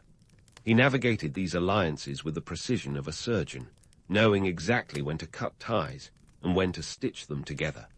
However, Bismarck was also aware of the fragility of his creations. He likened his alliances to a house of cards, acknowledging that one wrong move could bring the whole structure tumbling down. Bismarck's genius lay not in brute force, but in his ability to foresee and manipulate the political landscape. He understood that the key to Germany's power was not just military might, but economic strength. The Zollverein, a customs union initiated by Prussia, had already paved the way for economic integration. By the 1860s, it encompassed most German states, excluding Austria, effectively creating an economic powerhouse under Prussian leadership. This economic unity was the backbone of Bismarck's political success, demonstrating that sometimes the pen is mightier than the sword, especially when the pen writes trade agreements. As we leave Bismarck in his moment of triumph, remember that his story is far from over. The Iron Chancellor's legacy is a complex web of ambition, strategy, and cunning. His rise to power is a testament to his ability to adapt and manipulate, a narrative as compelling as any thriller. But tread carefully, for the lines between hero and villain blur in the world of realpolitik. Stay tuned as we delve deeper into Bismarck's reign, where we'll explore the challenges of maintaining an empire forged in fire and strategy, and the inevitable shadows that accompany such a towering figure. As the dust settled on Bismarck's continental chessboard, his attention turned inward to the ever-tricky domestic front. The Iron Chancellor, a man who had united Germany with the deftness of a master puppeteer, now faced the sobering reality that governing a unified nation was less about dramatic flourishes and more about the grind of policy and politics. You see, Bismarck wasn't just a man of war and diplomacy. He was a domestic policy powerhouse, albeit one with a paranoid streak that could rival a conspiracy theorist's. First up on the Bismarck agenda, the introduction of the world's first welfare state policies. That's right, folks. Long before the Scandies made it cool, Bismarck was the original welfare state DJ, spinning tracks like health insurance, accident insurance, and old age pensions. Between 1883 and 1889, he rolled out a series of social insurance programs that had everyone from factory workers to the elderly singing his praises, or at least humming along. The idea was simple. Keep the working class healthy and happy, or at least too occupied to flirt with socialism. You know, like giving a toddler a lollipop so they don't ask too many questions. Bismarck's social policies were as pragmatic as they were pioneering. They weren't born of some bleeding heart urge to uplift the masses. Rather, they were a calculated move to outflank the burgeoning socialist movement that was threatening to turn Germany into a workers' paradise, or nightmare, depending on whom you asked. By 1875, the Social Democratic Party, SPD was on the rise, and Bismarck's paranoia was in full bloom. He saw socialism as a direct threat to his carefully crafted empire, so he decided to beat them at their own game by co-opting their most popular ideas. But let's not get carried away with the idea of Bismarck as the benevolent grandpa of social security. His social policies came with strings attached, like a Christmas gift with a some assembly required warning. The anti-socialist laws of 1878 sought to curb the SPD's influence by banning their meetings and publications. It's like throwing a party for your friends, but locking them out of the house. These laws were in place until 1890, and while they failed to snuff out socialism, they did illustrate Bismarck's willingness to wield the iron fist of state power when the carrot didn't work. And speaking of wielding power, let's talk about the Kulturkampf, Bismarck's glorious but somewhat misguided attempt to wrestle the Catholic Church into submission. The Kulturkampf, or culture struggle, was Bismarck's not-so-subtle way of saying, "In this house, we follow my rules." Between 1871 and 1878, he launched a series of policies aimed at reducing the Church's influence in German political and social life. This was less about theological quibbles and more about political control. The Catholic Church, with its own schools and a significant political party in the Centre Party, was seen by Bismarck as a potential rival power centre. And Bismarck didn't like rivals. The Kulturkampf was a grand spectacle of bureaucratic overreach. He expelled the Jesuits, restricted clerical powers, and demanded that priests undergo state training. But here's the kicker: it didn't work. Instead of weakening the Church, it united Catholics against him, strengthening the Centre Party and making Bismarck look like a wolf trying to herd sheep with a blowtorch.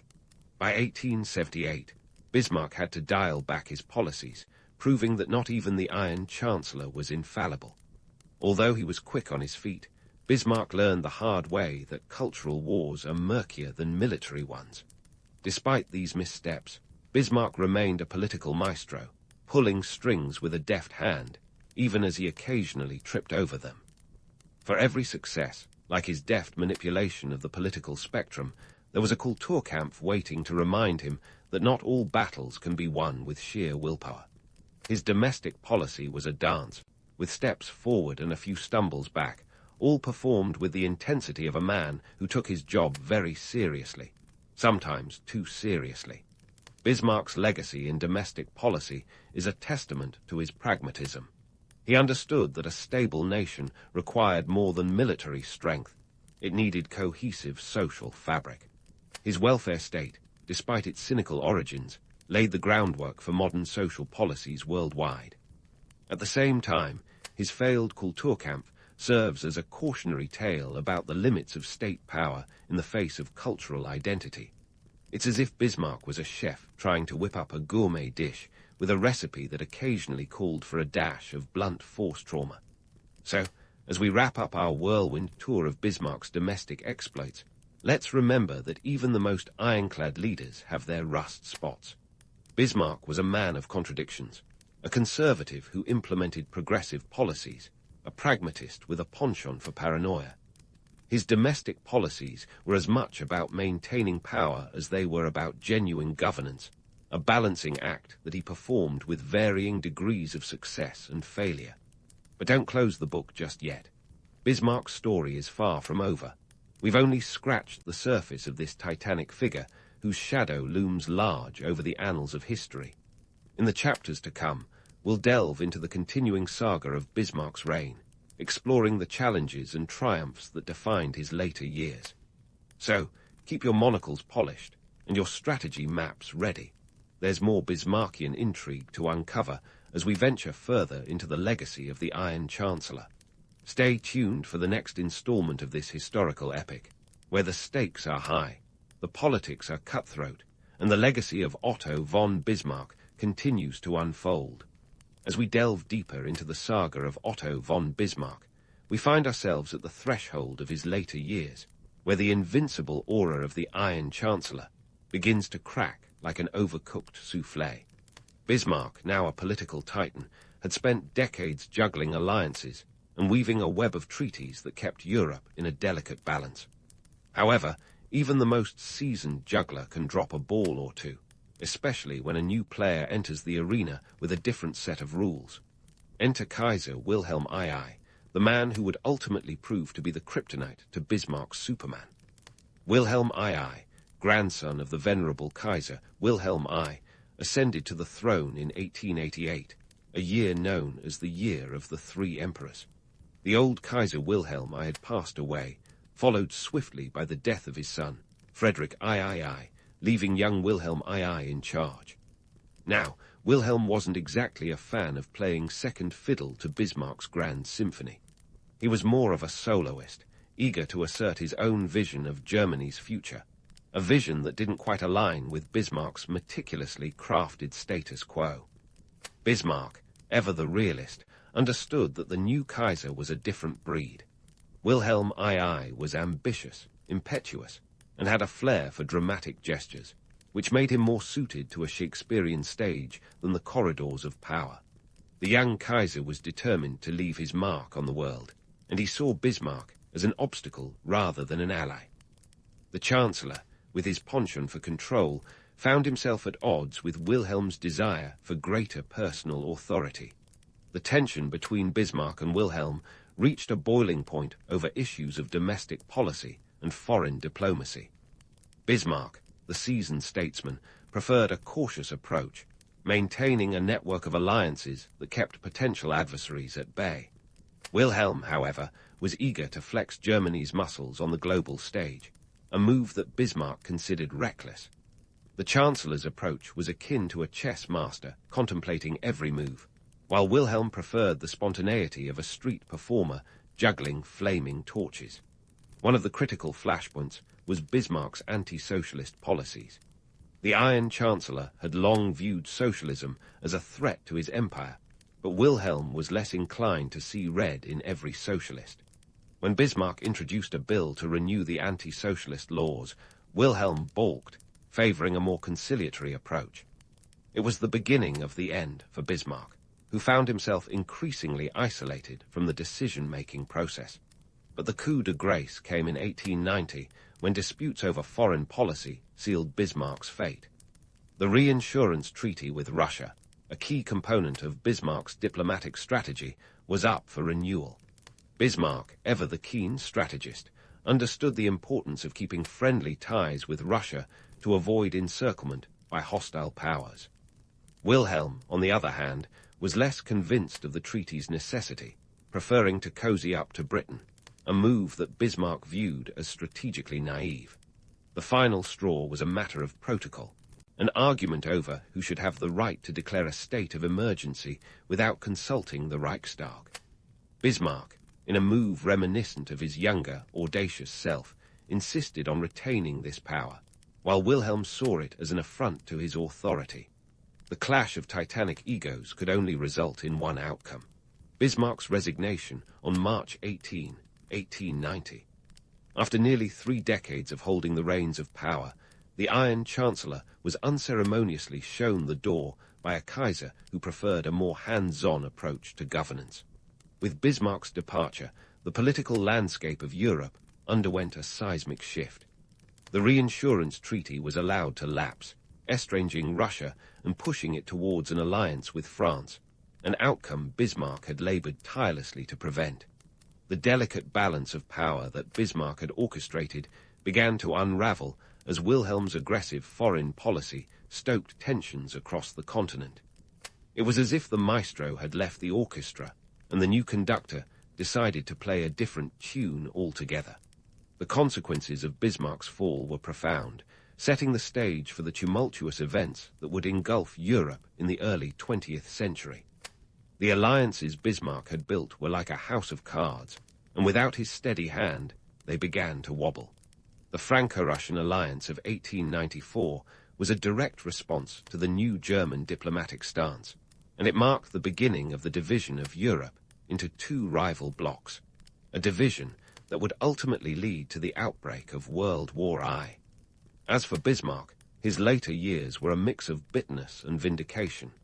He retreated to Friedrichsruh, his estate near Hamburg, where he pennied his memoirs and offered unsolicited advice to anyone within earshot. The man who had once shaped the destiny of a continent now found himself relegated to the role of commentator, watching from the sidelines as the world he had helped create edged closer to chaos. Yet even in retirement, Bismarck's influence lingered. His legacy was a double-edged sword, revered as the architect of German unity, but also criticized for the seeds of discord he had sown. The myth of the Iron Chancellor endured, a testament to his enduring impact on the course of history. But beneath the myth lay the reality of a man who, for all his successes, was ultimately undone by the very power he had wielded so masterfully. In the end, Bismarck's story is a cautionary tale about the perils of power and the fragility of human ambition. He was both a product and a victim of his time, a man whose legacy was as complex as the political landscape he navigated. And as we prepare to delve into the final chapter of his life, we're left with the realization that history, much like Bismarck himself, is a tapestry of contradictions, where legends are forged in the fires of ambition and reality often lurks in the shadows. Bismarck's legacy, like a multifaceted jewel, catches light from every angle, reflecting both brilliance and shadow. As we stand at the crossroads of history, peering into the past with all the clarity hindsight affords, it's time to unravel the tangled threads of Bismarck's impact on modern Europe. Spoiler alert, it's a mixed bag of triumph and turbulence, a testament to the complexity of human ambition. Let's start with the obvious.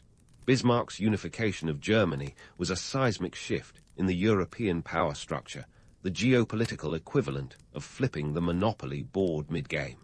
By 1871, Germany was no longer a patchwork quilt of petty states. It was a formidable empire, industrializing at breakneck speed and boasting a population of around 41 million. Economically, Germany became an industrial powerhouse, outstripping France and even giving Britain a run for its colonial money. The Zollverein, or customs union, was a masterstroke, turning the German states into an economic juggernaut under Prussian dominance.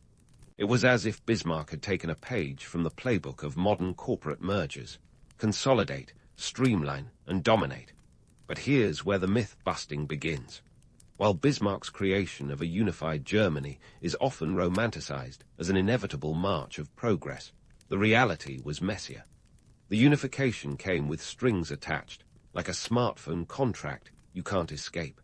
It was achieved through war, manipulation, and strategic alliances that left deep-seated tensions simmering beneath the surface. The Franco-Prussian War, which paved the way for unification, left France humiliated and hungry for revenge, a sentiment that would simmer until it boiled over in 1914. And let's not forget the political landscape Bismarck left behind, a precarious tightrope walk of alliances and enmities.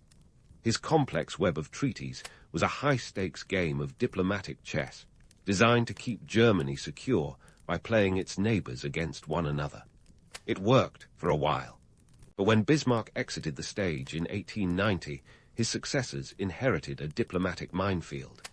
The lapse of the reinsurance treaty with Russia left Germany vulnerable, ultimately nudging Russia into France's arms like a jilted lover. The seeds of World War I were sown in the soil of Bismarck's realpolitik, and his carefully balanced alliances crumbled without his deft hand at the helm. Yet, Bismarck was no mere warmonger. His creation of the welfare state was a revolutionary step in social policy, a pragmatic attempt to placate the restless working class and stave off socialist revolutions. Between 1883 and 1889, he introduced health, accident, and old age insurance, policies that were as groundbreaking as they were self-serving. They were less about altruism and more about political savvy, a strategic move to co-opt socialism by offering just enough to keep the masses from demanding more. It's the political equivalent of tossing a bone to a barking dog.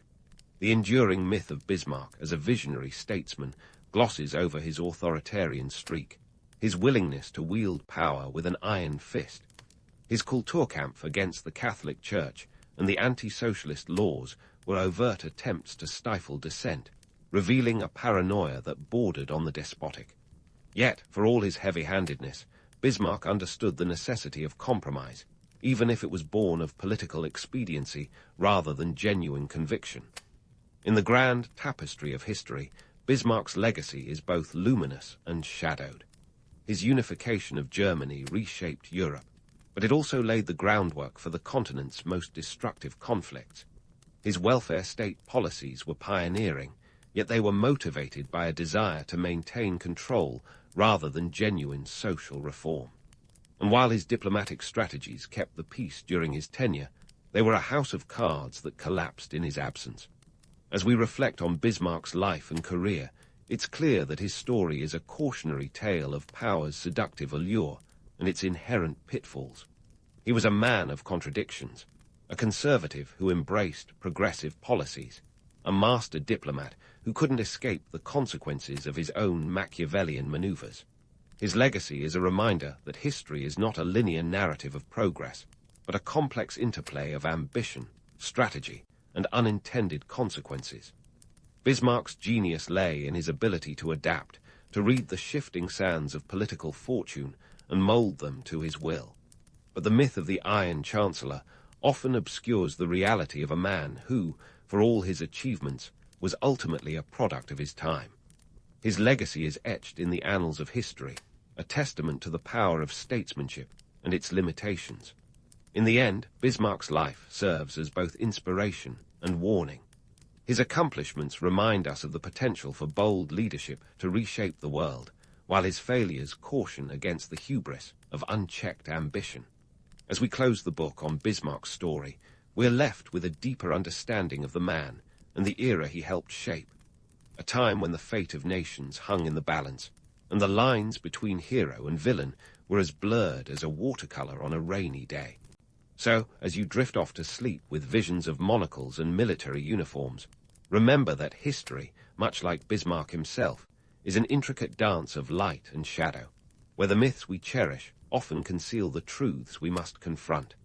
And with that, dear listeners, we bid farewell to the Iron Chancellor, whose legacy continues to echo through the corridors of time, a reminder that the past is never truly past, and the stories of yesterday still shape the world of tomorrow.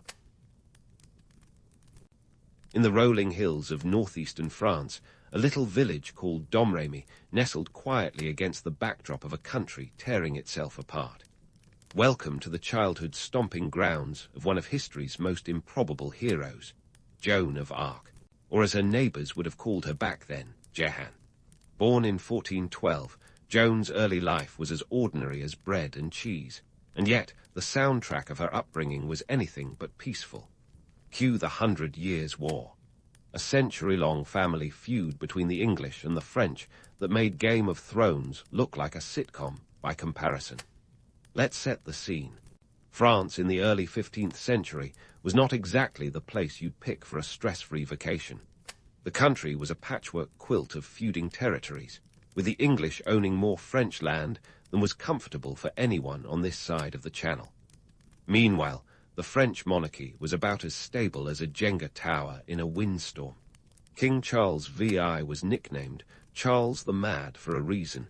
He had the charming habit of thinking he was made of glass. Yes, you heard that right. He genuinely believed he might shatter. While Charles was busy worrying about breaking, the English were busy breaking into more French lands. Domremy itself was a little bubble of relative tranquility, but not untouched by the chaos. The village sat on the border of territory claimed by both sides, a geopolitical tug-of-war that left the locals with about as much security as a paper umbrella in a thunderstorm.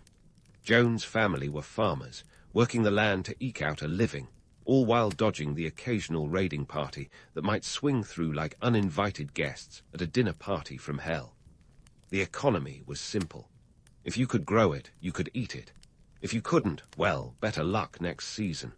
Against this backdrop of political chess and economic roulette, young Joan was busy being, well, a kid. She learned to spin wool, help with the harvest, and probably hear a little too much about the latest village gossip. Her childhood was humble, even by the standards of the time. But then, as if her life needed a plot twist, Joan started hearing voices. And not just any voices. She claimed to hear Saint Michael Saint Catherine and Saint Margaret calling her to a higher purpose. Talk about an intense career counseling session. Now, before you roll your eyes and chalk this up to the medieval equivalent of a midlife crisis, let's dive into the context. At the time, visions and divine messages were all the rage. It was a society where the mystical and the mundane mingled like two awkward dance partners at a medieval prom. The church was the ultimate authority, and divine visions were often seen as direct lines to the big guy upstairs. So, when young Joan began sharing her celestial communiques, it was both outrageous and plausible enough to raise some eyebrows. Joan claimed her voices started visiting her around the age of 13, a time when most kids today are more concerned with their Snapchat streaks than celestial instructions. But her divine command was no small task. She was told to drive the English out of France and to see Charles VII crowned as king. You know, just your average teenage bucket list. Her family, understandably, was skeptical. After all, this was an era where women were expected to be seen and not heard, much less lead a military campaign. But Joan, fiery and determined, was not about to be relegated to the sidelines. The socio-economic and political landscape of France during Joan's childhood was a chaotic blender of shifting allegiances and economic despair. The 100 Years' War had drained resources faster than a modern-day teenager drains a phone battery. Taxes were high, morale was low, and the English occupation felt like a never-ending bad dream. In Domremy, this meant a life of uncertainty, where the only constant was change itself. But here's the kicker. Out of this turmoil, Joan of Arc emerged, not just as a symbol of hope, but as a flesh-and-blood disruptor in a world that desperately needed one. So, what do we make of this farm girl with visions of grandeur? Was she a mystic, a madwoman, or simply a master of timing? Maybe a little bit of each. But one thing is clear. Joan's journey from the fields of Domremy to the battlefields of history was as unlikely as it was unforgettable. And it all began with this astonishing claim of divine visions, a claim that would propel her into the annals of history and the nightmares of English soldiers. So buckle up, because Joan of Arc's story is just getting started, and it's one wild ride through the annals of medieval madness. Joan of Arc's story was just revving its engines, and what a journey it was about to be. From the pastoral peace of Domremy to the cacophony of clashing swords and political intrigue, Joan's path was as winding as a medieval street map. So, how does a teenage girl with zero military experience and a divine calling end up in front of the future King of France? Spoiler alert. It wasn't by sending a LinkedIn request. It was sheer determination, and let's face it, the audacity of someone who hadn't yet learned to doubt herself. Joan's first step was to get an audience with Charles VII, a man who was not exactly drowning in confidence. After all, his throne was about as secure as a soap bar in a bubble bath. Imagine the scene. Charles, stuck in Chinon with a crown that seemed more like a question mark than a halo, faced with a young girl claiming to be the harbinger of divine intervention. To reach him, Joan had to first convince Robert de Baudricourt, a local garrison commander and the medieval equivalent of a skeptical HR manager. Initially dismissive, Baudricourt eventually caved, possibly out of sheer exasperation or the thought that sending her might be less trouble than keeping her around. In February 1429, Joan arrived at Chinon. And here's where things get really juicy. Charles, ever the cautious ruler, decided to test Joan. He played a medieval game of Where's Waldo by disguising himself among his courtiers. Spoiler, she found him. Joan zeroed in on Charles with the precision of a heat-seeking missile, which must have made him feel a mix of impressed and unnerved. Eyebrows were raised, skepticism was palpable, and yet Charles granted her an interview. It was like a medieval reality show, with Joan as the wildcard contestant no one saw coming. Now, here's the pinch of salt. This wasn't just a leap of faith. France was on the ropes, the English were pressing hard, and desperation was the perfume of the day. Enter Joan, a symbol of hope wrapped in armor, holding the promise of divine endorsement. She convinced Charles to let her accompany the army to Orleans, a city under siege by the English, since October 1428. The French needed a win like a drought needs rain, and Joan was about to make it pour. Joan's journey from Chinon to Orleans was nothing short of legendary. Picture this, a teenage girl in armor leading a ragtag entourage through enemy territory. The seasoned generals must have looked at her like she was a glitch in the Matrix. Yet there was something about Joan that inspired, or perhaps shamed, the troops into action. And so they marched, hearts buoyed by the promise of divine intervention. The siege of Orleans was the kind of nail-biter that would have made for excellent live streaming.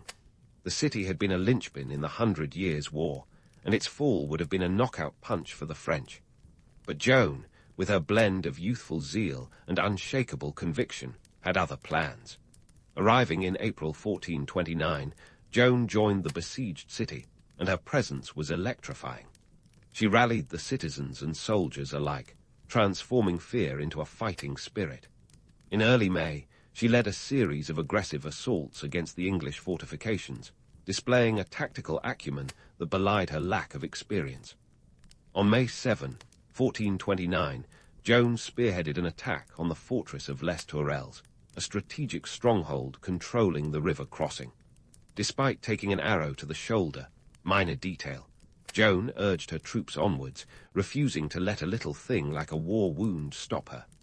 The French forces overran the English, who were probably wondering if they had angered some celestial hotline. By May 8, the English lifted the siege, retreating in what must have felt like the most undignified of exits. Orleans was liberated, and Joan was hailed as a hero. The victory was not just a strategic win, but a monumental morale boost.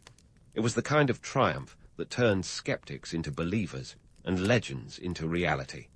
The peasant girl from Domremy had turned the tide of war, proving that sometimes all it takes is a little faith and a lot of moxie.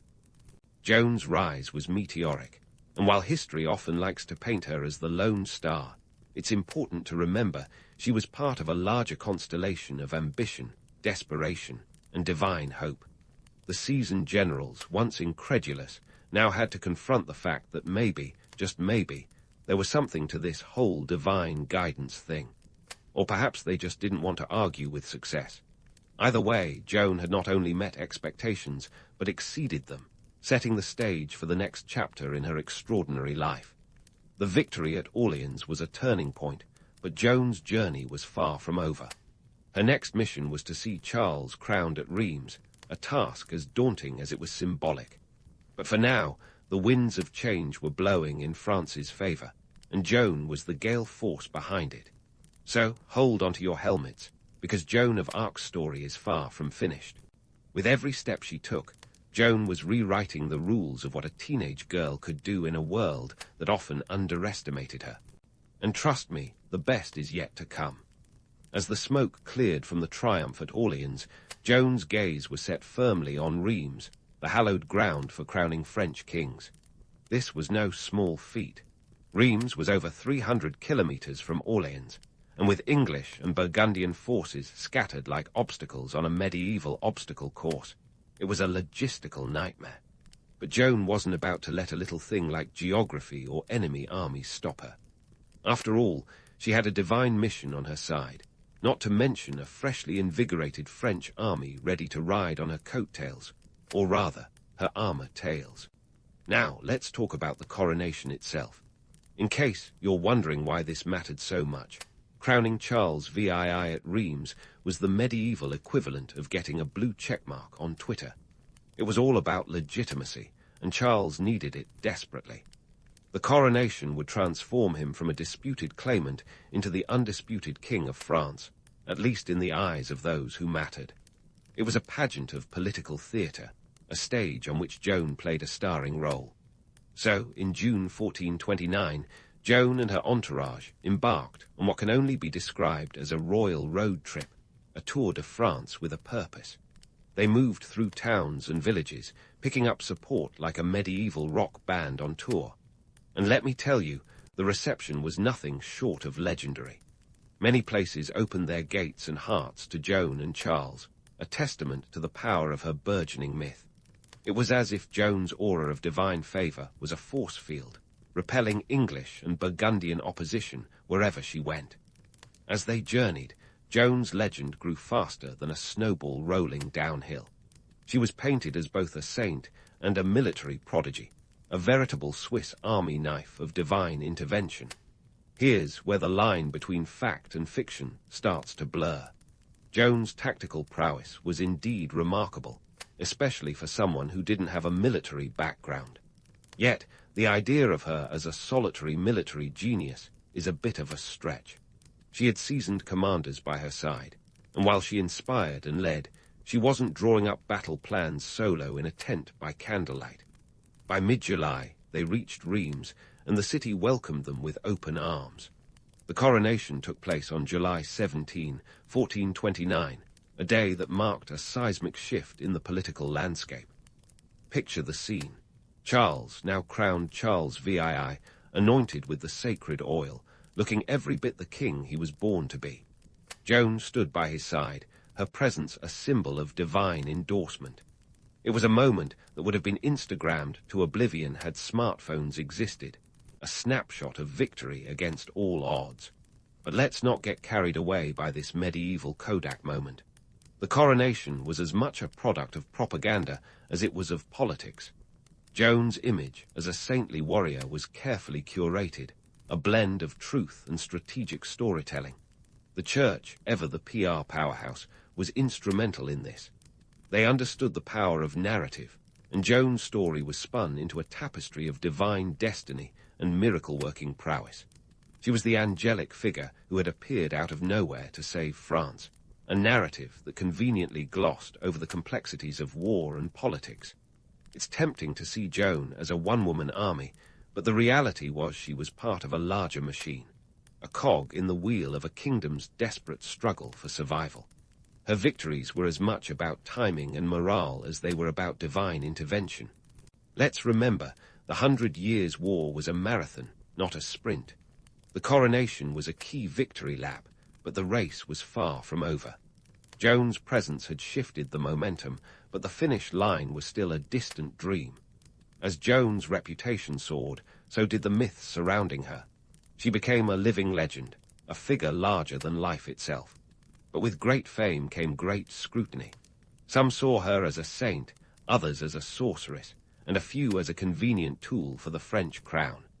Primary sources of the time reveal a mix of awe and skepticism. Chroniclers pennied tales of her miraculous deeds, while skeptics muttered about trickery and deceit.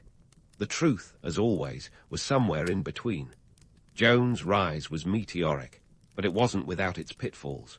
Her position was precarious, her favor with Charles VII as fickle as the winds of war. For now, she was the darling of the French court, but the corridors of power were as slippery as they were treacherous. Joan had carved out a place in history, but she was about to find out that the higher you climb, the harder the fall.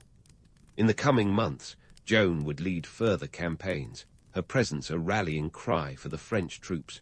But as the myths around her solidified, so did the pressures of expectation. The line between human and legend was a tightrope, and Joan was walking it with the grace of a tightrope walker who didn't know there was no safety net below. The coronation at Reims was a pinnacle, but Joan's story was far from its conclusion. The path ahead was fraught with danger, intrigue, and the ever-looming spectre of betrayal. So buckle up, because Joan's journey is only getting more complex. Each triumph brings new challenges, and the weight of her legend grows heavier with each step. Joan of Arc's tale is one of heroism and humanity, a dance between the divine and the mundane, with the echoes of her footsteps still resonating across the centuries. Stay tuned, because the next chapters promise to be as riveting as the ones that have come before.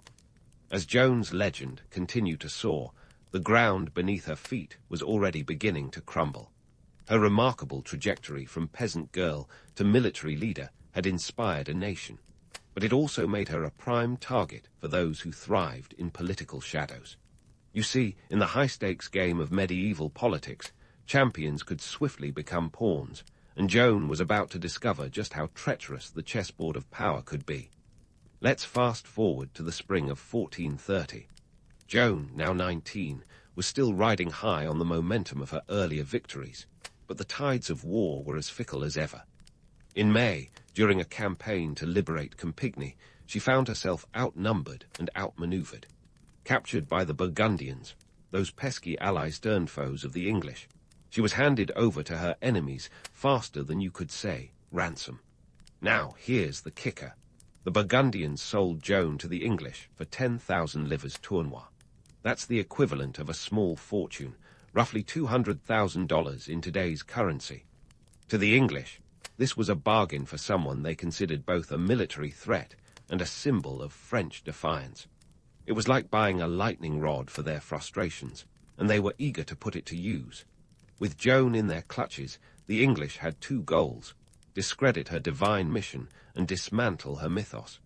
Enter the trial, a spectacle of medieval legal absurdity that was part courtroom drama, part kangaroo court. The charges against her were as varied as they were ludicrous. Heresy, witchcraft, cross-dressing, yes, really, and anything else that could stick. The trial was less about justice and more about retribution, a public relations campaign with the subtlety of a sledgehammer. And who could blame them? Joan's story was a thorn in the English side, a tale of divine intervention that had turned the tables in France's favour. By convicting her, they hoped to paint her as a fraud, a mere mortal whose celestial claims were as empty as their treasury after decades of war. The trial began in January 1431 and lasted until May. It was held in Rouen, deep within English-controlled territory, a venue chosen both for security and for its symbolic weight. The proceedings were a legal farce, overseen by Bishop Pierre Corchon, a man whose name might as well have been conflict of interest. His role was as impartial as a fox in a henhouse, driven by ambitions that ran deeper than the English Channel. Now, let's dissect the charges. The heresy accusation was particularly rich. Joan's visions and voices, previously seen as divine endorsements, were now twisted into evidence of witchcraft. The Church had a vested interest in maintaining control over divine narratives, and Joan's direct line to the saints bypassed their authority. To them, she was a rogue signal in a tightly controlled network of divine communication. And then there was the matter of cross-dressing. Joan had worn men's armor as a practical choice, a necessity in the brutal theater of war.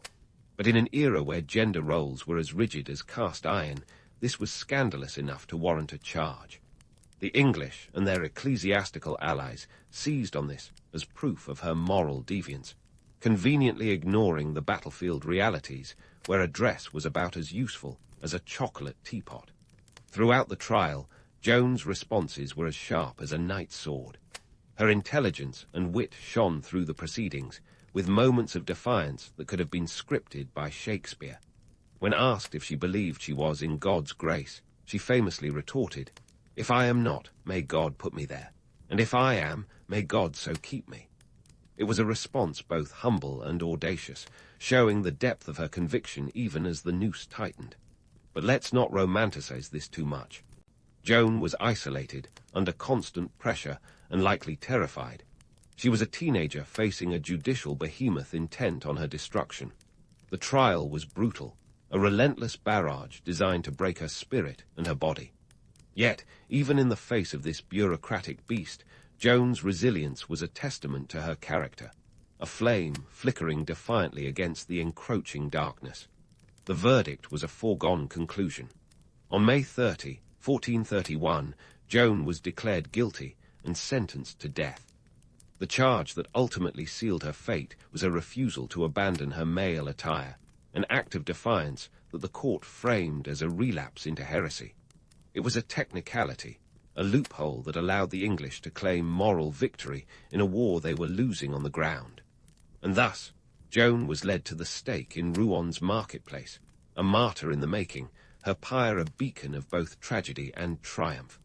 She was burned alive, her ashes scattered in the Seine to prevent any relics from becoming symbols of resistance. It was a calculated move, an attempt to erase her from memory as thoroughly as they had from flesh. Yet the irony was as thick as the smoke that day. In trying to obliterate her legacy, the English only cemented it further. Joan of Arc became a martyr, a saint, and a symbol whose influence would echo through the annals of history. Her death was not the end, but rather a beginning, a catalyst for the ultimate French victory and a testament to the power of conviction in the face of overwhelming odds. So, as we stand at this turning point, remember, Joan's story is not one of simple heroism or singular tragedy. It's a tapestry of human ambition, divine inspiration, and the brutal realities of a world at war.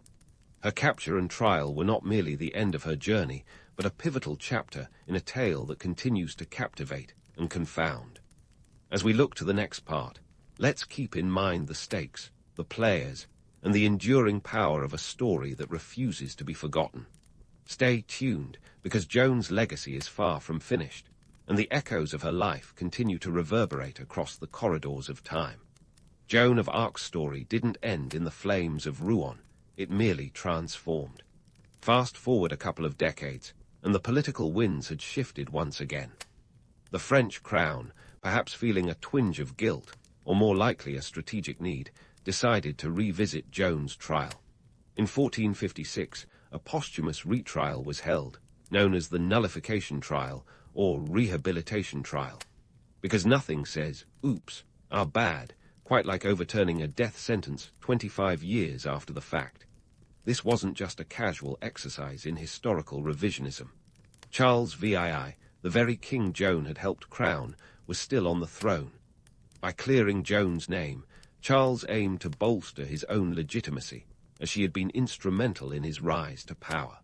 The Church, eager to distance itself from the English-controlled trial, was more than willing to play along.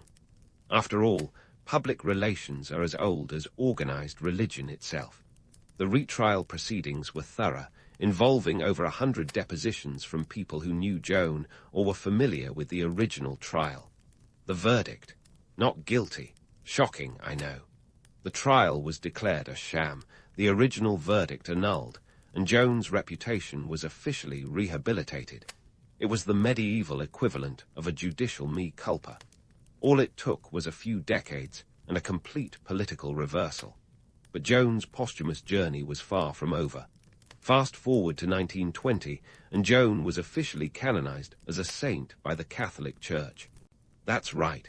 Our once-condemned heretic was now Saint Joan, patron saint of France. It seems that time can transform even the most controversial figures into icons.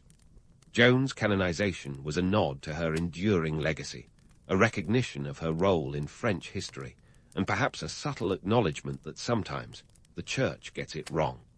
Now let's talk about her enduring legacy. Joan of Arc has been many things to many people over the centuries.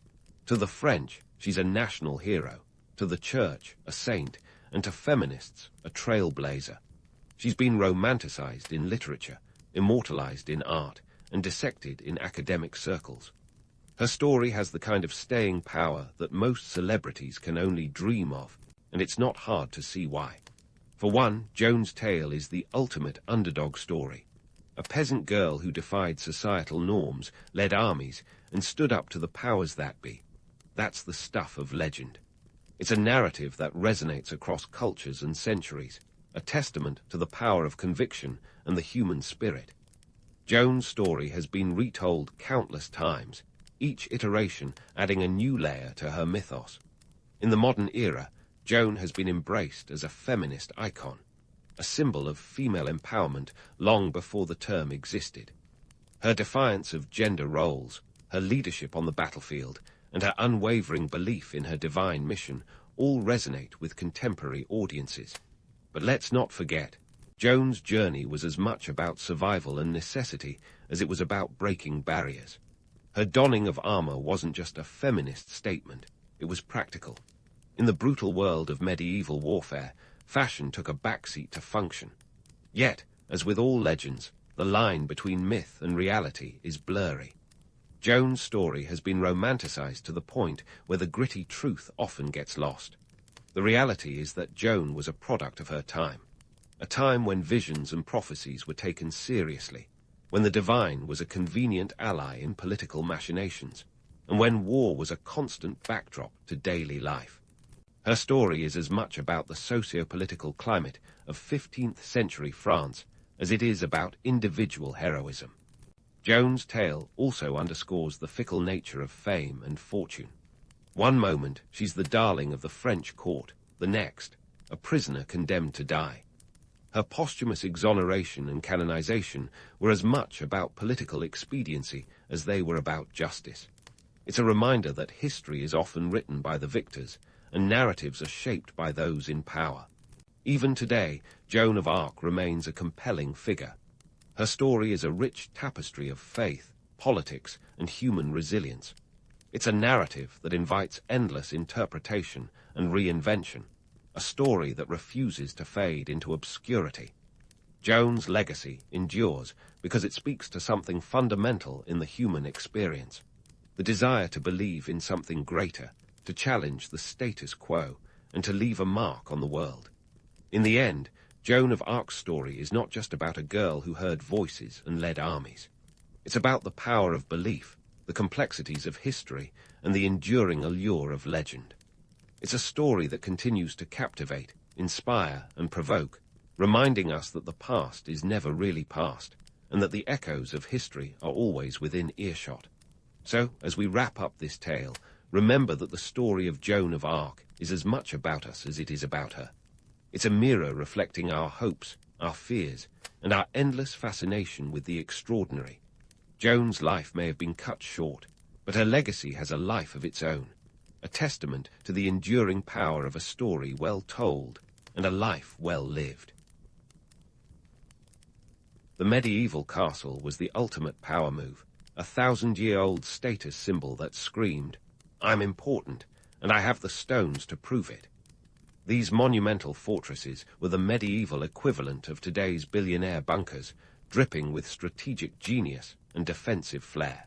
They weren't just homes, they were statements, towering over the landscape like stone titans that whispered, "Don't even try it, buddy." Let's dive into the nuts and bolts of these architectural marvels, where the walls had ears, and sometimes so did the floors. Let's talk strategy first. Building a castle wasn't as simple as plopping down some rocks and calling it a day. No, this was a chess game played out in stone and mortar. The location was crucial. You wanted your castle perched on a hill, if possible, because high ground wasn't just a Star Wars meme. It was a tactical advantage. The Normans, who were basically the medieval PR team for castles, loved to flaunt their strategic savvy by placing their fortresses where they could see enemies approaching from miles away. William the Conqueror, everyone's favorite invader from 1066, knew this well. His castles dotted the English countryside like medieval Wi-Fi routers, ensuring he had a strong signal in every direction. Once you had your prime real estate, it was time to build. But hold your horses. This wasn't a quick weekend project. Constructing a castle could take anywhere from 10 to 20 years, and that's if you had the medieval equivalent of a construction crew on Red Bull. We're talking thousands of labourers, including skilled stonemasons who were the rock stars of their time, no pun intended. These guys weren't cheap, and neither was the stone they worked with. The cost of building a castle could be as much as £1,000, which in today's money would be enough to make even Jeff Bezos blink. Now, about those moats. A moat was like the ultimate medieval version of a keep off the grass sign, except it was filled with water or, if you were really fancy, spikes. It wasn't just for decoration, though it did lend a certain genie-size qua to your fortress. Moats made it a real hassle for enemies to get too close with siege towers or battering rams. And let's be honest, nothing says unwelcome, quite like a body of water filled with sharp objects. If you were a medieval lord, you wanted your enemies to approach with the same enthusiasm as someone walking barefoot on Legos. Having breached the moat, any would-be attackers would then face the formidable curtain walls, which could be up to 30 feet thick.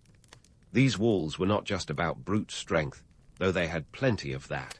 They were cleverly designed with murder holes, delightfully named openings through which defenders could rain down unpleasant surprises like boiling oil, arrows, or rocks on any intruders. Imagine trying to storm a castle and suddenly finding yourself in a medieval version of an Indiana Jones booby trap. Not exactly a walk in the park, but don't get too caught up in the fairy tale imagery of turrets and battlements. Life inside these stone giants wasn't all courtly love and chivalry. The reality was often cold, drafty, and sometimes, let's face it, a bit smelly. Castles were built for defense, not comfort. The stone walls, while great at keeping out invaders, weren't so great at keeping in heat. In winter, they'd be draftier than your uncle's conspiracy theories at Thanksgiving. Heating was a luxury, and fireplaces, if you had them, were more about not freezing to death than achieving a cozy vibe. The Great Hall, a castle's social hub, might sound glamorous, but it was often more barn than ballroom. Here, lords and ladies dined alongside their servants, with everyone huddled together for warmth. This communal living arrangement wasn't about creating a sense of equality, it was about practicality. And don't get too lofty with visions of sumptuous feasts every night. While there were certainly grand banquets, the daily grind was more often bread, pottage, and the occasional slab of meat, if you were lucky. And let's talk about sanitation, or the medieval version of it. The garderobe, the castle's toilet, was a hole in the wall or floor that led to the outside. Ingenious, you might think, until you consider the draught and the smell. It's safe to say that the castles were less about indoor plumbing and more about, well, letting it all hang out. And if you were downwind, you had a whole new set of problems. So why did anyone put up with these drafty, uncomfortable stone fortresses? Simple: power and protection. A castle was a line in the sand, a declaration that here was a lord who could defend his land, his people, and his status. It was about survival in a world where the next invasion was always just a bad harvest away. And sure, it wasn't a fairy tale palace, unless your idea of a fairy tale includes a lot of cold stone and the occasional rat. But it was the best defense money could buy. In essence, while the romantic image of a castle may include lush tapestries and noble knights, the reality was far more practical and gritty. These were places designed for survival, both against human foes and the elements. The myth of the castle as a fairy tale palace is enduring, but the truth is a tale of strategic brilliance, economic prowess, and a touch of medieval grit. Who needs a fairy godmother when you've got a moat and murder holes? Now let's peek behind those thick stone walls and see what life was like for the medieval power couple, the lord and the lady. These two were the original influencers, but instead of Instagram likes, they measured their clout in acres and alliances. Think less lifestyle blog and more life or death negotiation. First things first, governance. The lord was the big cheese of the castle, but don't imagine him lounging around in velvet robes all day. His schedule was busier than a medieval flea market. He was the head honcho of his manor, responsible for administering justice, collecting taxes, and overseeing the welfare of his tenants. He might spend his morning hearing disputes in the Great Hall, imagine Judge Judy, but with more chainmail, and his afternoon ensuring the local peasants had paid their dues. After all, maintaining a castle wasn't cheap. Those curtain walls didn't build themselves, and someone had to pay for all that stone and labor. The lady, on the other hand, wasn't just sitting around embroidering cushions. She was the CEO of the household, managing everything from the castle's food supplies to its servants. Her role was crucial, especially when the lord was away, say, off on a crusade or attending court. She might oversee the baking of hundreds of loaves of bread a week, organize the storage of salted meats, and ensure that the castle's linens were in good order. And let's not forget the importance of social diplomacy. The lady often played hostess to visiting nobles, turning the Great Hall into a medieval networking event where alliances were forged over goblets of wine and platters of roasted game. Speaking of alliances, marriage wasn't exactly a love story ripped from a romance novel. It was more like a business merger. Marriages were tools for securing political alliances and expanding power, and love was about as relevant as Wi-Fi in a moat. The lord and lady's union was often arranged by their families long before they were old enough to say, "I do," or "I don't," for that matter. These alliances could be as delicate as a house of cards, with entire estates and future generations hanging in the balance. Marriages were not just personal affairs, they were public contracts with serious political implications. Now, let's talk fashion. Forget about today's minimalist ethos. Medieval fashion was all about the bling. A lord or lady's wardrobe could weigh more than a modern suitcase, thanks to the layers of fabric and embellishments. Sumptuary laws dictated who could wear what, with certain colors and materials reserved for the upper echelons of society. For example, only those of royal blood could sport the color purple. A medieval fashionista might wear garments lined with fur, adorned with intricate embroidery, or bedecked with jewels. These clothes were not just about keeping up appearances. They were visible proof of wealth and status, as crucial as a Tesla in a tech billionaire's driveway. The political chess game these lords and ladies played was as complex as any modern geopolitical maneuvering. Each decision, whether about marriage, alliances, or fashion, was a move on a vast board where the stakes were power and survival. A well-placed marriage could secure a vital alliance, while the wrong one could lead to a feud that lasted generations. And let's not forget the ever-present threat of rebellion or invasion. The medieval lord had to keep his vassals in check, his lands secure, and his enemies at bay, all while maintaining the facade of noble superiority.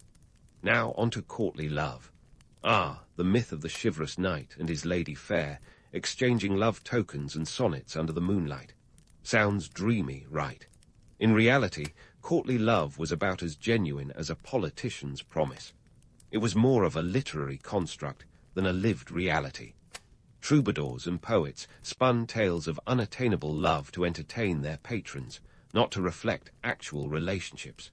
The truth was that many marriages were strategic, with love, if it existed at all, a distant second to duty and obligation. Romantic gestures did happen, but they were often formalized, more about status and appearances than genuine affection. A knight might wear his lady's favor into battle, but this was more about social prestige than a declaration of undying love. In this world, love was a game with its own rules and strategies, a way to navigate the Byzantine complexities of court life rather than a simple matter of the heart.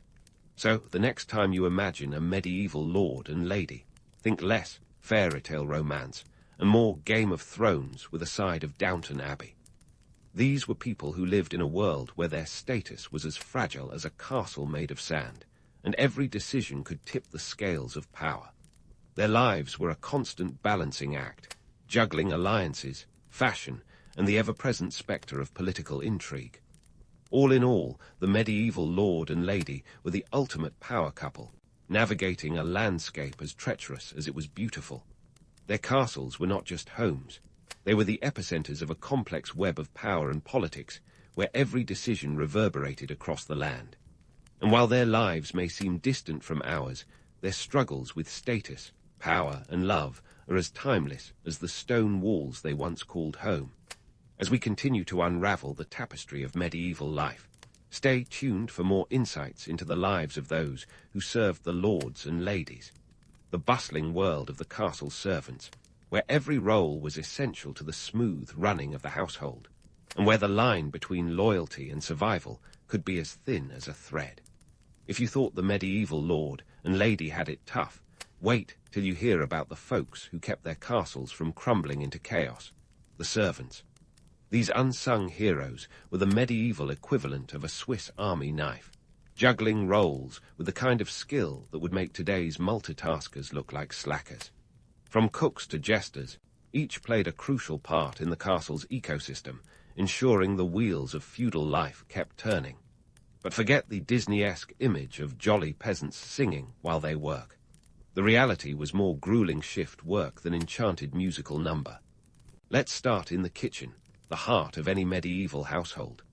Picture a space buzzing with activity, where the head cook, or Maester Q**, was the culinary conductor of a symphony that involved roasting, baking, boiling, and perhaps a little bit of praying that nothing caught fire.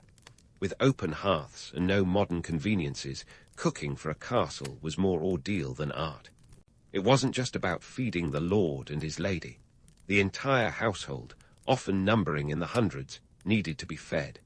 Imagine the logistics of preparing meals for a small army every single day. And you thought your last dinner party was stressful. Wages for these culinary wizards. Let's just say they were more pauper than prince. A skilled cook might earn a few shillings a month, enough to keep body and soul together, but not enough for any extravagant purchases. Their hours were as long as a medieval winter's night, often starting before sunrise and ending well after sunset. Forget the 9 to 5. This was the original gig economy, where job security was as stable as a castle under siege. Then there were the jesters, the original stand-up comedians, tasked with keeping the household entertained. But don't let their colourful garb fool you. Being a jester was serious business. A good jester had to be quick-witted, able to read the room, and possess a thick skin. One misjudged joke, and you might find yourself out of favour, or worse. But for those who succeeded, they could wield surprising influence. A jester with the right quip might defuse a tense political situation or offer counsel disguised as humour. They were the medieval version of a late-night TV host, except the stakes were a lot higher than just ratings. And let's not forget the laundry workers. In an era before washing machines, maintaining the castle's linens and garments was back-breaking work.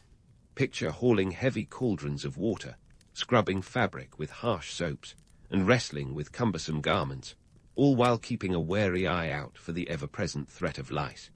These workers were the unsung heroes of hygiene, ensuring that even if the castle wasn't the pinnacle of sanitation, at least its inhabitants weren't perpetually covered in grime. The day-to-day life of a servant was a relentless marathon of tasks, with little in the way of rewards. Most of them lived within the castle walls, often in cramped quarters shared with fellow staff. Their lives were dictated by the whims of their employers, and social mobility was practically non-existent. If you were born a servant, you were likely to die one too.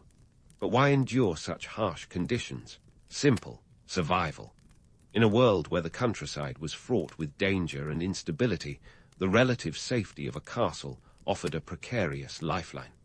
What about the myth of the merry peasant, happily toiling away in idyllic countryside? Well, it's about as real as a unicorn in your backyard. Far from singing as they worked, these labourers were often exhausted, malnourished, and struggling against the elements. The average medieval peasant worked harder and lived shorter than most city dwellers today. They were bound by feudal obligations, taxed heavily, and frequently at the mercy of both nature and their lord's demands. It was not the kind of life you'd find immortalized in stained glass, unless it was a particularly grim depiction of martyrdom. Yet, despite the harsh realities, the romanticized image of the happy peasant persists. Perhaps it's the allure of the simple life, a mirage of contentment amidst the chaos of modern existence.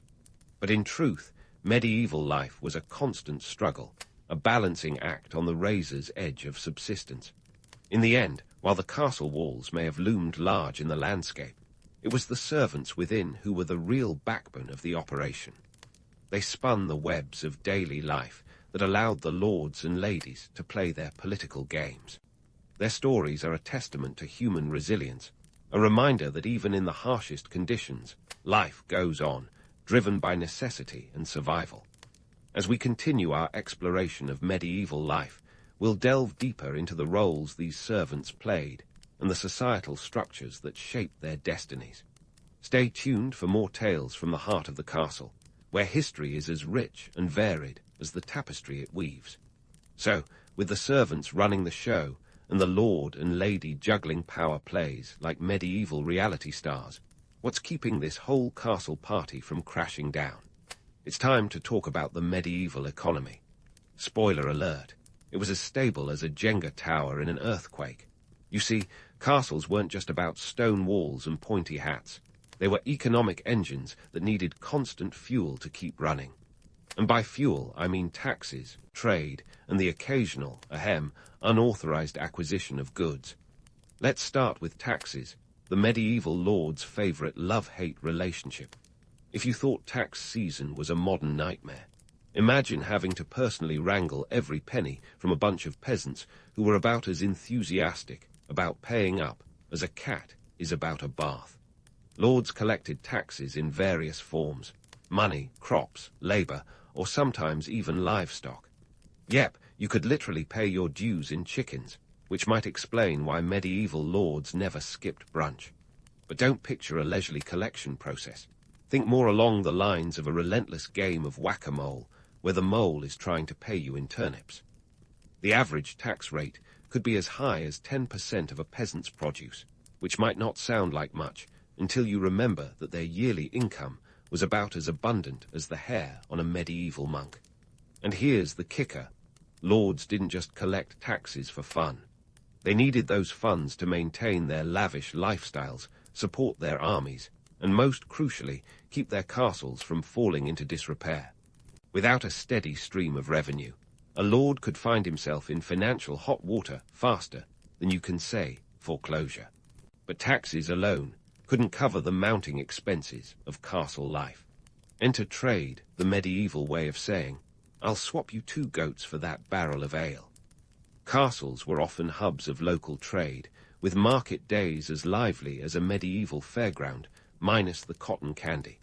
Lords and their stewards played the role of economic puppeteers, facilitating trade agreements and ensuring that their domains were as self-sufficient as possible. But it wasn't all smooth sailing. Medieval trade was fraught with risks, from bandit attacks to the ever-present threat of a lousy harvest. And then there's the less-than-savory side of castle economics: plundering. When taxes and trade couldn't cut it, some lords took the Robin Hood approach, minus the giving back to the poor part. Raiding a neighboring territory could be a quick, albeit risky, way to boost the coffers. It was less about noble bravado and more about sheer desperation. Imagine a Black Friday sale, but with swords instead of shopping bags. The threat of plunder kept many a lord on high alert, ready to defend his assets, or if the tables turned, to make a quick getaway. Now, let's tackle the myth of the generous nobleman, the benevolent lord who showered his subjects with kindness and bounty. While there were certainly lords who showed some level of generosity, it was usually more about maintaining control than altruism. A lord might throw a feast to celebrate a successful harvest or a military victory, but these events were also strategic displays of power and wealth. They were the medieval equivalent of a corporate holiday party, designed to boost morale and remind everyone who was footing the bill. The economic pressures on lords were immense, and financial mismanagement could lead to ruin faster than a jousting accident. Bankruptcy was a real threat, with some lords finding themselves drowning in debt, unable to pay their knights or maintain their estates. It wasn't unheard of for land to be sold off, piece by piece, to settle outstanding debts. In a world where land equaled power, losing it was like watching your stock portfolio go up in smoke. For those lords teetering on the edge of financial collapse, creative accounting, or what we might call medieval financial wizardry, was often the order of the day. This could mean marrying off a daughter to secure a dowry or forging alliances with wealthier nobles. Debt might be as old as time itself, but back then it could mean the difference between ruling a castle and sleeping in a ditch. In this economic tug-of-war, the medieval castle was both a fortress and a financial sinkhole. The constant balancing act of income and expenditure reveals a world where power was precarious and fortunes could change with the seasons. The reality was far less romantic than the legends suggest, with lords more akin to beleaguered CEOs than chivalrous knights in shining armor. So, as we peel back the layers of castle economics, we find a system as intricate as it was precarious. Behind the stone walls and grand halls lay a complex web of financial pressures and economic strategies. These castles weren't just symbols of power. They were economic microcosms, where every transaction, every tax, and every trade mattered. As we continue to unravel the threads of medieval life, we'll explore how these economic realities shaped not just the lives of those within the castle walls, but the world beyond. Stay tuned as we delve deeper into the next chapter of this intricate tapestry, where history is as much about gold and grain as it is about glory and grandeur. As we peer through the mist of history at those grand stone fortresses, it's time to tackle the medieval castle's final act, the decline. Yes, even these mighty symbols of power and prestige met their match, and it wasn't a dragon or a rival lord. It was a little something called gunpowder.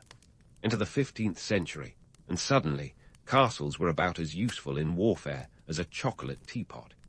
The introduction of cannons and artillery turned those 30-foot thick walls into nothing more than glorified sandcastles. Gone were the days when a moat and a murder hole could keep out the riffraff. Now, a well-aimed cannonball could do more damage in a minute than a siege tower could in a week. The writing was on the wall, and it was in bold, flaming letters. The age of the castle as a military stronghold was over. Instead of investing in more stone and mortar, nobles began to invest in gunpowder and fortifications that could withstand a blast. The once invincible castles became picturesque relics, their strategic importance crumbling faster than a poorly baked pie crust. It's a classic tale of technological advancement leaving the old guard in the dust. These stone behemoths, so long the bastions of feudal power, were now about as cutting-edge as a rotary phone at a tech convention. But decline doesn't always mean disappearance.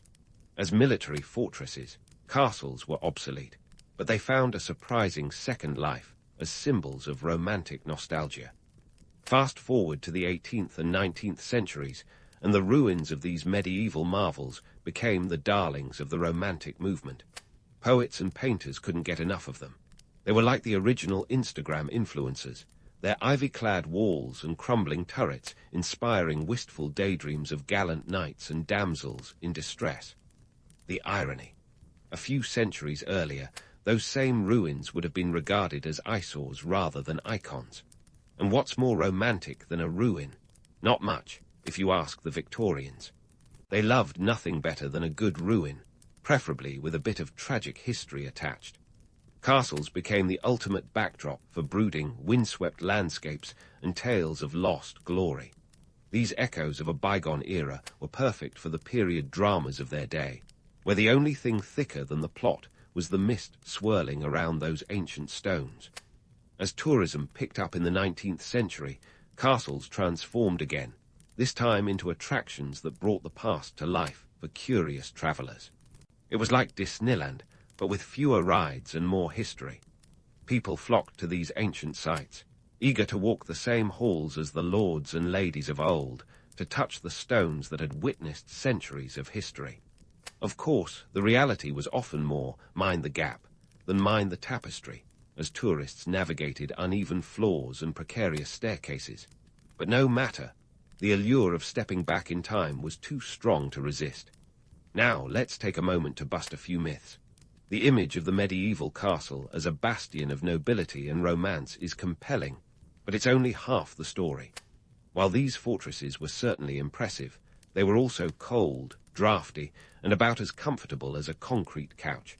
The grand halls that now host elegant weddings were once noisy, smoke-filled spaces where the smell of roasting meat mingled with less savory odors.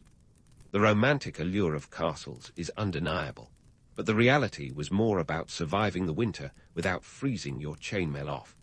So, what lessons can we draw from this storied past? For one, the balance of romance and reality is as timeless as the stone walls themselves. Castles were both symbols of power and places of practical necessity. They stood at the intersection of human ambition and ingenuity, a reminder that every era has its own blend of idealism and pragmatism. The myths endure because they capture our imagination, but the reality is what connects us to the people who lived within those walls. Moreover, castles teach us about the impermanence of power and the inevitability of change. The very forces that made them obsolete, innovation, adaptation, progress, are the same forces driving our world today. The decline of the castle reminds us that no stronghold, no matter how mighty, is immune to the march of time. It's both a humbling and hopeful thought, a testament to the resilience and resourcefulness of human nature. In the end, the legacy of medieval castles is as much about what they represent as what they were. They encapsulate the spirit of an age where life was a delicate dance between survival and status, where every stone told a story of ambition struggle, and sometimes triumph. So, as you drift off to sleep, dreaming of turrets and tapestries, remember that these ancient fortresses are more than mere monuments to the past. They are a mirror reflecting the complexities and contradictions of human history, a blend of romance and reality as enduring as the stone itself.